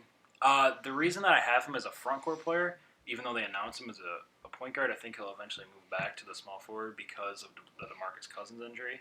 So, I mean, you could even make the argument that you could put him in the backcourt if you needed an extra guy there. Yeah, and then Jokic and Giannis. Not much needs to be said about those guys. Two great players.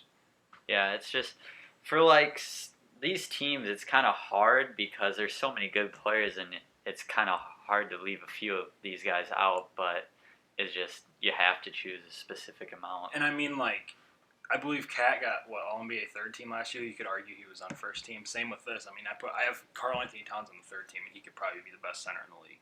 Here, you could make the argument. So. Okay, now to the all defensive teams. We'll start with the second team. For me, for my guards, I have Patrick Beverly. You saw what happened last year, especially first couple of games against the Warriors. He was giving Kevin Durant problems, and just all around, he is a scrappy defensive player. And this one may shock you guys. I have Lonzo Ball. That doesn't shock me at all. I think he's a great defender for how young he is and how he's actually really mature on the defensive end. Yeah, he's very athletic, and with the Lakers last year, he was pretty much guarding the best player on the team, and he was able to keep up with him pretty well. And that helps with how tall he is and obviously athleticism. And now for my forwards, I have Paul George. He is a scrappy defensive player. I think he was top 3, top 5 in steals last year. Obviously, he can block shots if he needs to. And then I know he's not on my team anymore, but I have Kristaps. I think Kristaps, when healthy, will show that he's elite shot blocker in the league and go back to how he was in New York. And then at the center position, I have Joel Embiid. We know Joel Embiid in the paint is very scary to mess with. Darren Waller just got an extension. 3 years for $9 million a year. So actually a decent contract for a guy that's only had a few good games. But, I mean, he's looking really good. Converted wide receiver to tight end. Yeah, just a little bit of news there. All right, for mine, this is going to be a doozy. Do I need to yell at you for all of these? I don't know. My point guard is going to be, or my first guard, I should say, is DeJounte Murray. That's fine to me. Very good defensive player. Absolutely. My other guard is going to be his Spurs fellow teammate. If it's DeMar DeRozan. DeMar DeRozan. Oh! Wait. Stop. Let's be real here. Stop. He's not a good defender. He's a Stop below it. average defender. He's getting old. Stop it. Popovich has worked with him all summer. You're Stop. telling me that He's not a... No. And a lot of coaches have worked with players in the summer. A lot. Yeah. I don't want to. Tony Parker never made an all-defensive team, I don't think. Manu never did. Manu sucked on defense. Exactly. So does DeMar. DeMar's not quick laterally. He's not. Whatever. I seriously don't give a shit anymore. Well, you probably should. This is kind of a podcast that we do. Continue.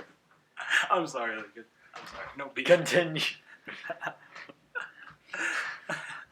I'm just going to resume with my first team. Aaron, it's all you. Well, no. No, You gotta say it's yours. over. No, It's over. no, no. Continue. I don't get harassed as much and stand for this bullshit. We'll make the right good ones. Give me a good argument. Just continue. All right, for my guards, I have DeJounte Murray and Marcus Smart. Obvious. My front court, Kawhi, Draymond, and Joel. I don't get into detail about defensive team because I don't know much, obviously. My defensive second team. I'll just start with center. I had Joel Embiid there. I think he's a great defensive player. He's gonna be very improved this year. I think he actually might be a few pounds lighter as well, which would really help. For my forwards, I have Kawhi and Paul George on the same team. I mean, there's not much to be said about those guys. They're great perimeter defenders. And then my guards, I have Oladipo, actually. Even coming off the injury, I think he can be a really good defender. And then Eric Bledsoe, who was first team last year. Okay, now on to the first team. For my guards, I have Jimmy Butler and Marcus Smart. Don't need to say much. Both scrappy players, get in your face type guys. Now for the forwards, I have Giannis. His athleticism just makes it scary to try and challenge him at the basket. And then Kawhi, such a scrappy player, knows where to be every spot, every time when a ball is passed, something like that. And then Rudy Gobert, like I said earlier, Defensive Player of the Year, I think he'll win. Just anytime you're trying to attack him, he'll be there and ready to swat your shot. My guards, Drew Holiday, Patty Bev. Those are amazing defending guards. Yeah. For my front court, Giannis and AD, and then Gobert's the big guys. Obvious. Yeah, my first team, I had DeJounte Murray and Patrick Beverly as the guards. Giannis and AD. I did have AD as a forward. I mean, you could put him as either a forward or a center. He wants to play power forward, I know, but it's what the team wants. And then I had Rudy Gobert as my center. Okay, now we're getting closer to the end of these teams, these awards. Now let's head to the rookie teams. Second team, I have Jarrett Culver. I think he can be very effective for the T-Wolves this year. Cam Reddish. I mean, they're pretty young. I think he'll get his time to shine. He's a great shooter. Carson Edwards, this is kind of a shocker. I know he's a second-round pick, but what he's kind of been doing in preseason, great backup point guard to Kemba Walker. And then DeAndre Hunter, also with the Hawks, very young. He can do work. And then Darius Garland, I think him and Colin Sexton, that 1-2 punch, can be very effective. All right. Sorry, I just read something kind of interesting in my opinion. One of my second teamers is someone drafted pretty late. I got Nasir Little. Okay. I feel a lot of teams passed up on him. I like him as a player. I'm really sad to see him fall that far. Goga I can't say his last name without Who are you talking before I say it. Bedizzati. Goga. Do you know who I'm talking about? No. You should. He's the center that's going to be the backup for the Pacers, and I think he's going to provide a lot of bench depth for him. Trust me, anyone who actually watches basketball knows who I'm talking about. Okay, Mr. DeMar DeRozan, second team all defense. Sekou Demboya. Sekou Dumbadoya? Do I like French? Yes. I'm a fat Irishman. It's different.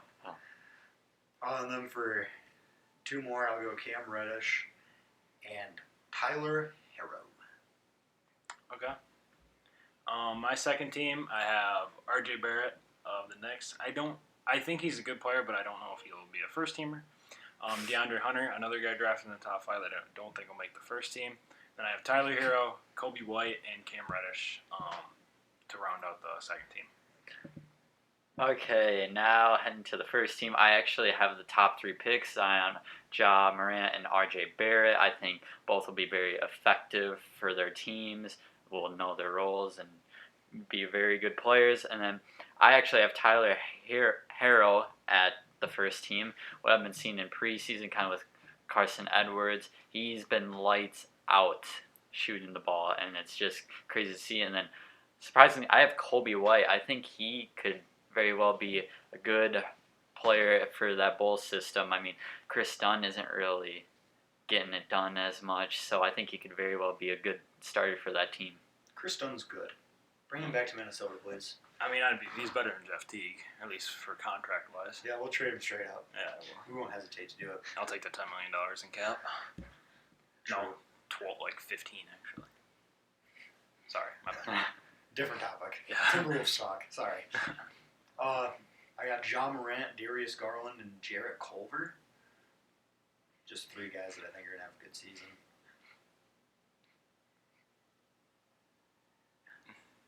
Now I got to make a decision. How wrong do I feel like being? Very. You know what? Do what your heart desires, Lucas, because this is actually taking a lot of time, and the listeners are probably bored. I'll go DeAndre Hunter. And then obviously I have to put my rookie of the year in there, Rui Hachimura. No Zion? I'm gonna say Zion has a bad year just because I accidentally forgot to put him in. Okay. Oh my god. I would have put him in the second team if I knew that I was Oh messing my this up. god. Okay. Yeah. Now looking at it. I don't want to talk about what happened in the barn. Wait. Let me think. I actually only put 4 on my first team. Oh. I didn't even know I did this. Okay, so I have Zion, Ja, Garland, and Jarrett Culver. And then if I had to, I would probably slide RJ up, and I would put Cam Johnson into the second team. Yes. Actually, No, I would put Tyler Hero up, and then RJ on second team. How about you just move RJ out and put in Rui, my boy? Rui's not gonna have a bad year. I just don't know. Or he's not gonna have a bad career. I just don't know how good of a year he's Come gonna on. have. Rookie of the year. Okay. Mark my words. Everything I said on this podcast was wrong except that. Okay. Well, you're wrong. Yeah, you're wrong about everything. So on to our. I'm sorry, I just spit at you. On to our NBA Finals predictions. We're just gonna say who we think is gonna be in the finals and who we think is gonna win. Let's start, Ash. Okay, so out of the East, I think the Sixers will make it out. Like I've talked about Ben Simmons, it kind of relies on him. If he has developed his game, get a jump shot, I think they can be very unstoppable. And then in the West, I have the Lakers, LeBron and Anthony Davis, and unlike the Clippers, they actually have experience with kind of the veteran players that they got on their roster. And as who I think will win the finals, I think it will be the Lakers because LeBron will actually kick it into gear because the playoffs are more important than obviously regular season. And I know it's Anthony Davis's kind of like first big moment to shine, but I think LeBron will definitely help him out, especially with the veteran players they have. Yeah, it'll really help because he'll be the second best player on the team, so he doesn't have to carry that huge load. All right, I'm going Sixers, and everyone's sitting down quick. Kings. No, stop. The Kings have. When's the last time we've had a Cinderella story? It's been a while for a reason. Well, the Raptors, You call that a Cinderella story? kinda. A They were two Canadian team winning the title. Oh, you mean like seed wise? Yeah, Oh, I'm sure. it's been a while. Yeah, It it's has been like been the a Warriors, while. like the 06 Warriors. Lucas, may we ask what happened in that barn? Yeah, what are you? I don't know. You might need to drug test you quick. 76ers won it all though. Okay. Mine is pretty boring. I have Sixers versus Lakers, and I have the Lakers winning in 5. Guys, it's the preseason. Why didn't you have fun? Because I want to be right. It doesn't matter. We'll do this again halfway through the year. Yeah, and then I'm gonna be right then too. It's gonna be wrong compared to this one. Okay, let me get my reasoning. One team has LeBron, one team doesn't. That's all I care about. The team that has LeBron is going to beat the team that doesn't. All right, onto the fun and betting portion of this. My absence last week definitely puts me back a little bit, but I'll pull it off. No, we're just gonna restart it because then it'll make us all look smarter. Then we can do it on the Instagram too to make it real nice and fun. So I think that's a good idea. Lucas doesn't, but we don't care what his input says. That's a joke, Lucas. I tell you what, I think I'd rather take the barn than this shit. I tell you.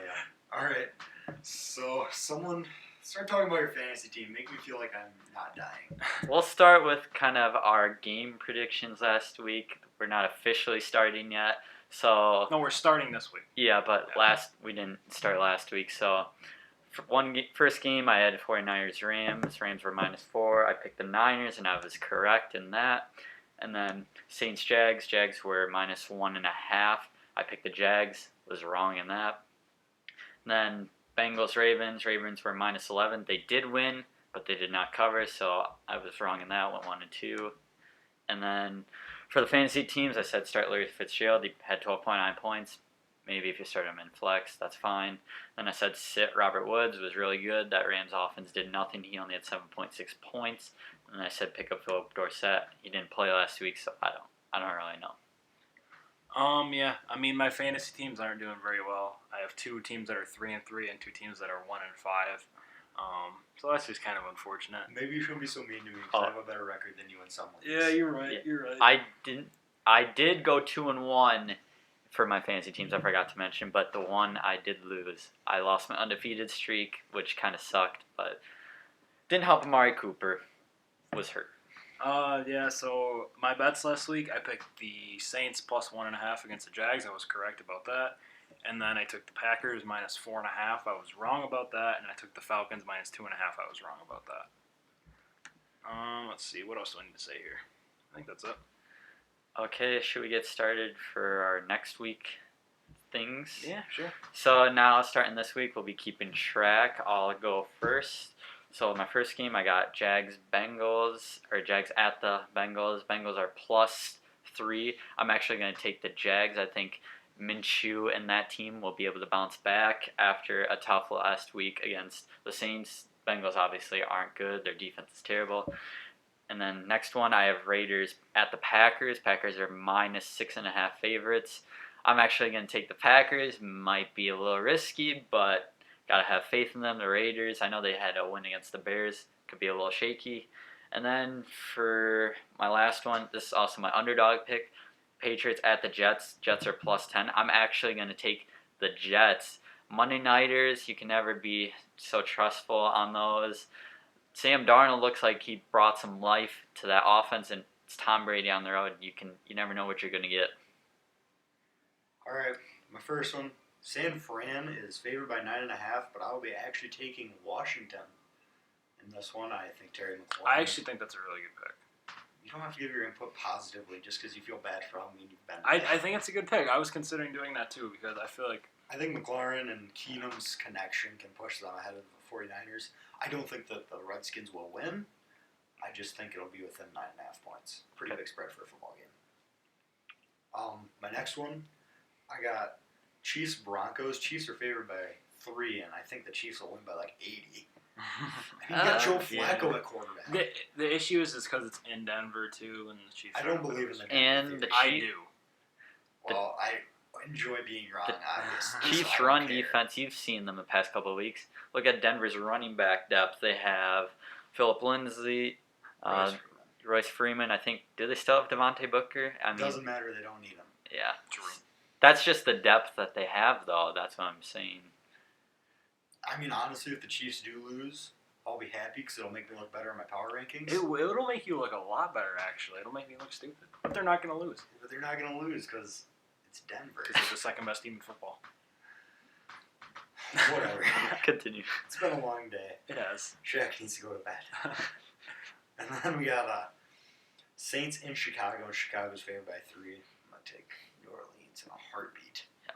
I think they're playing excellent football right now. They're my number 1 team in football. Thanks. Okay. So I also have the Chiefs -3.5 at Denver. I do think the Denver thing is real, but I don't think that it's going to affect the Chiefs. I got a 3.5. You got a 3, which is actually a lot better, so you could possibly push.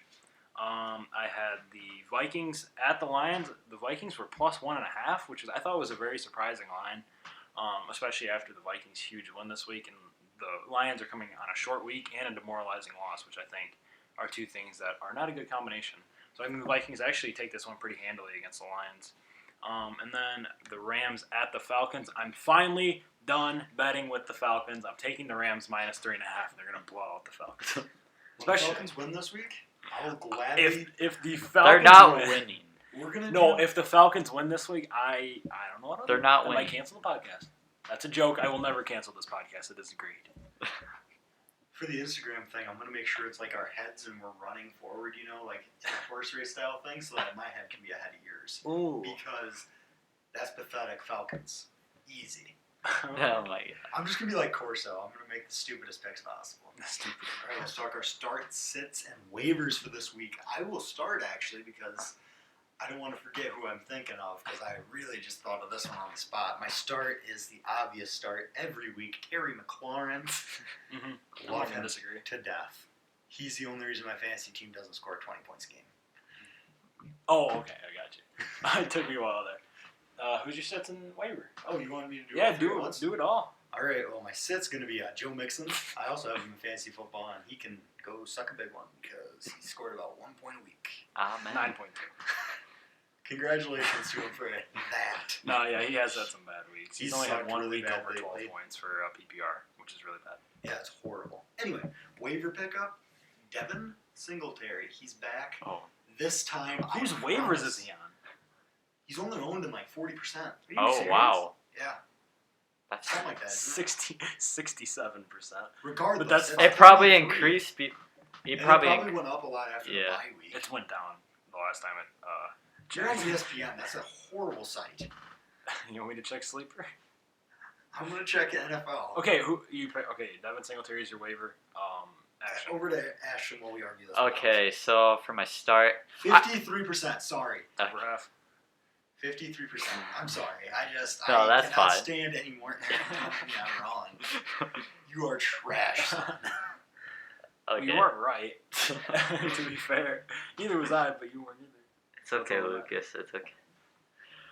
Okay, to my starts, I have basically any top 3 Rams receiver. The Falcons are bad. They're just so bad. I don't think they're that bad. I think the Rams will pick it up this week. My sit is a teammate of Joe Mixon's, Tyler Boyd. He's been very frustrating as well. He's on one of my fantasy teams. Very inconsistent. They play the Jags this week, I know they just traded away Jalen Ramsey, which we'll talk about that in a moment. But AJ Boye is still on the team. He's really good. So, and then for my pickup, he had a big game Sunday night, which it didn't make me happy about it. But Hunter Henry, he was a big target for Phillip Rivers. I think he had 2 touchdowns from Phillip Rivers, 2 touchdown catches. So that helps out a lot. Yeah. My start, most people might not have heard of him, but I think you mentioned him a couple of podcasts, maybe in the first podcast. Darius Slayton from the Giants. Last podcast that I was not in the barn during. That was the first podcast of the year, wasn't it? No, it was the third. It was the one about Daniel Jones when you were Yeah. saying that he would grow with Daniel Jones, and you were right. Oh yeah, hey. You see, I am helping you out. You don't even remember that. But yeah, No, it's because I said last year. I think I said, or last week I was present. I think I said start him. I'm not for sure, but continue. Okay. I just tried. Darius Slayton is my start this week because I just think that him and Daniel Jones are getting that connection going, and they do have a pretty favorable matchup this week, so that's why. They play the Cardinals, and the Cardinals suck. They're horrible. And my sit is actually going to be David Montgomery this week. I'm going to start him in a couple weeks because I have to, but it's not going to make me feel very good. He's not in a favorable matchup, and I just think that you have a lot of better options, especially on some of these waiver wire pickups. And they play the Saints this week, which is a really tough matchup. And my waiver, again, Ashton copying my notes as usual, Hunter Henry. He's a great player. So people dropped him because of the injury concerns, but I think he's definitely a pickup, and he should be rostered in every single league, in my opinion.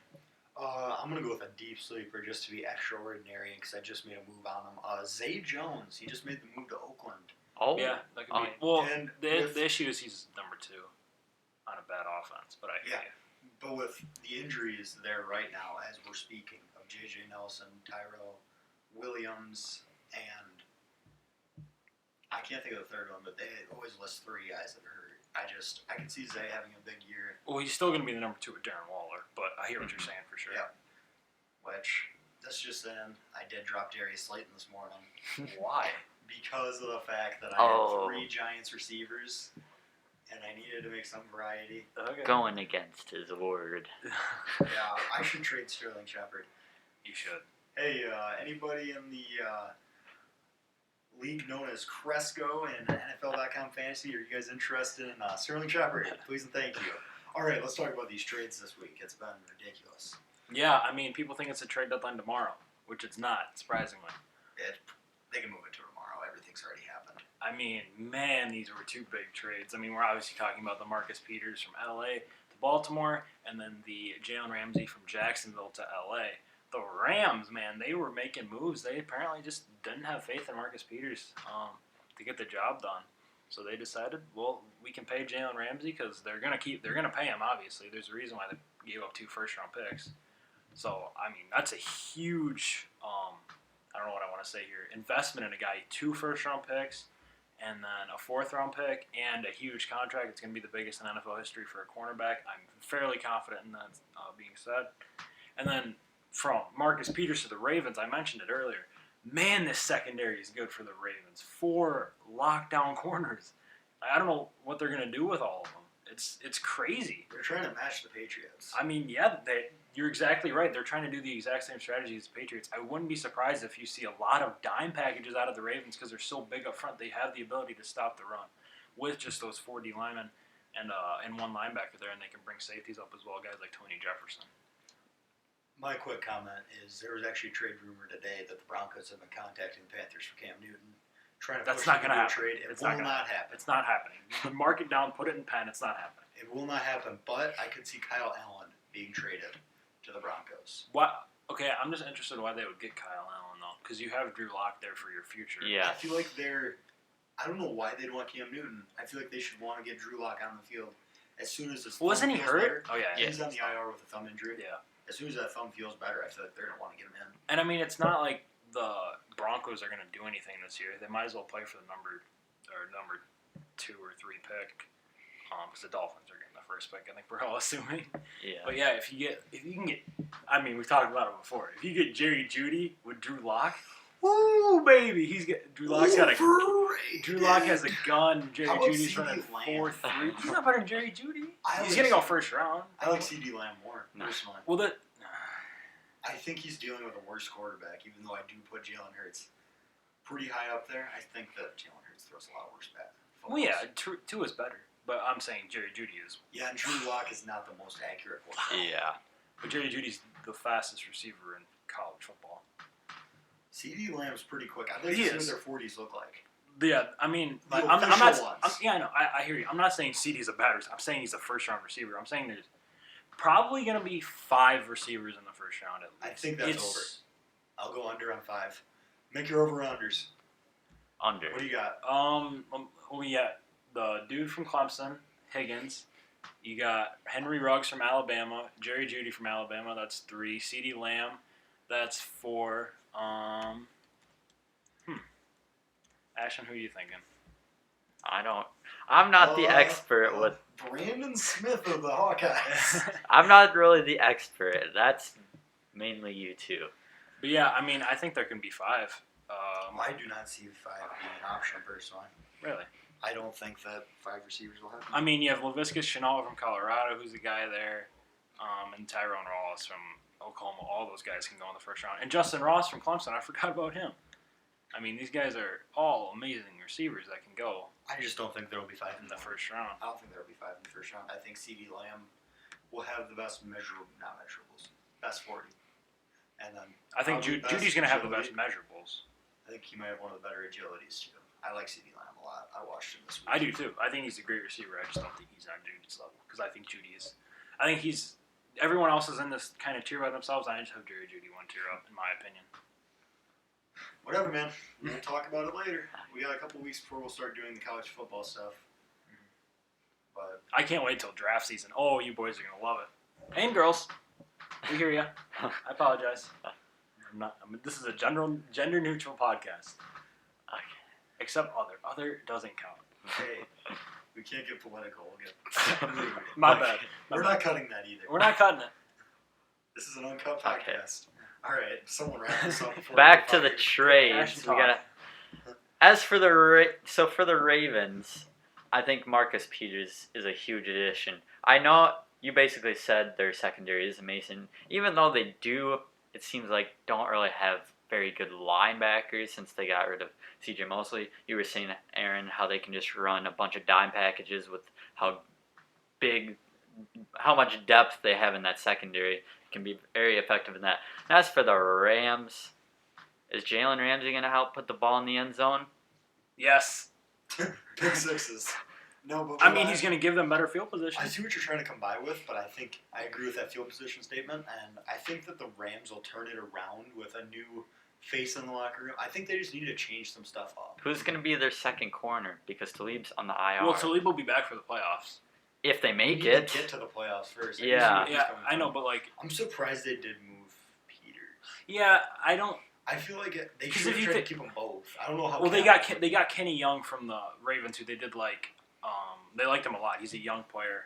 I still would have stuck with Peters. Picture having. Well, Peters I'm and just Ramsey. I'm just telling you like. It'd be better than AJ Bowden. Well, you couldn't do Peters Boy, yeah. Ramsey. They didn't have the cap room for that They did not. Nope, Okay, that's couldn't do what it. I was confused on. because they have to pay Jalen. Why?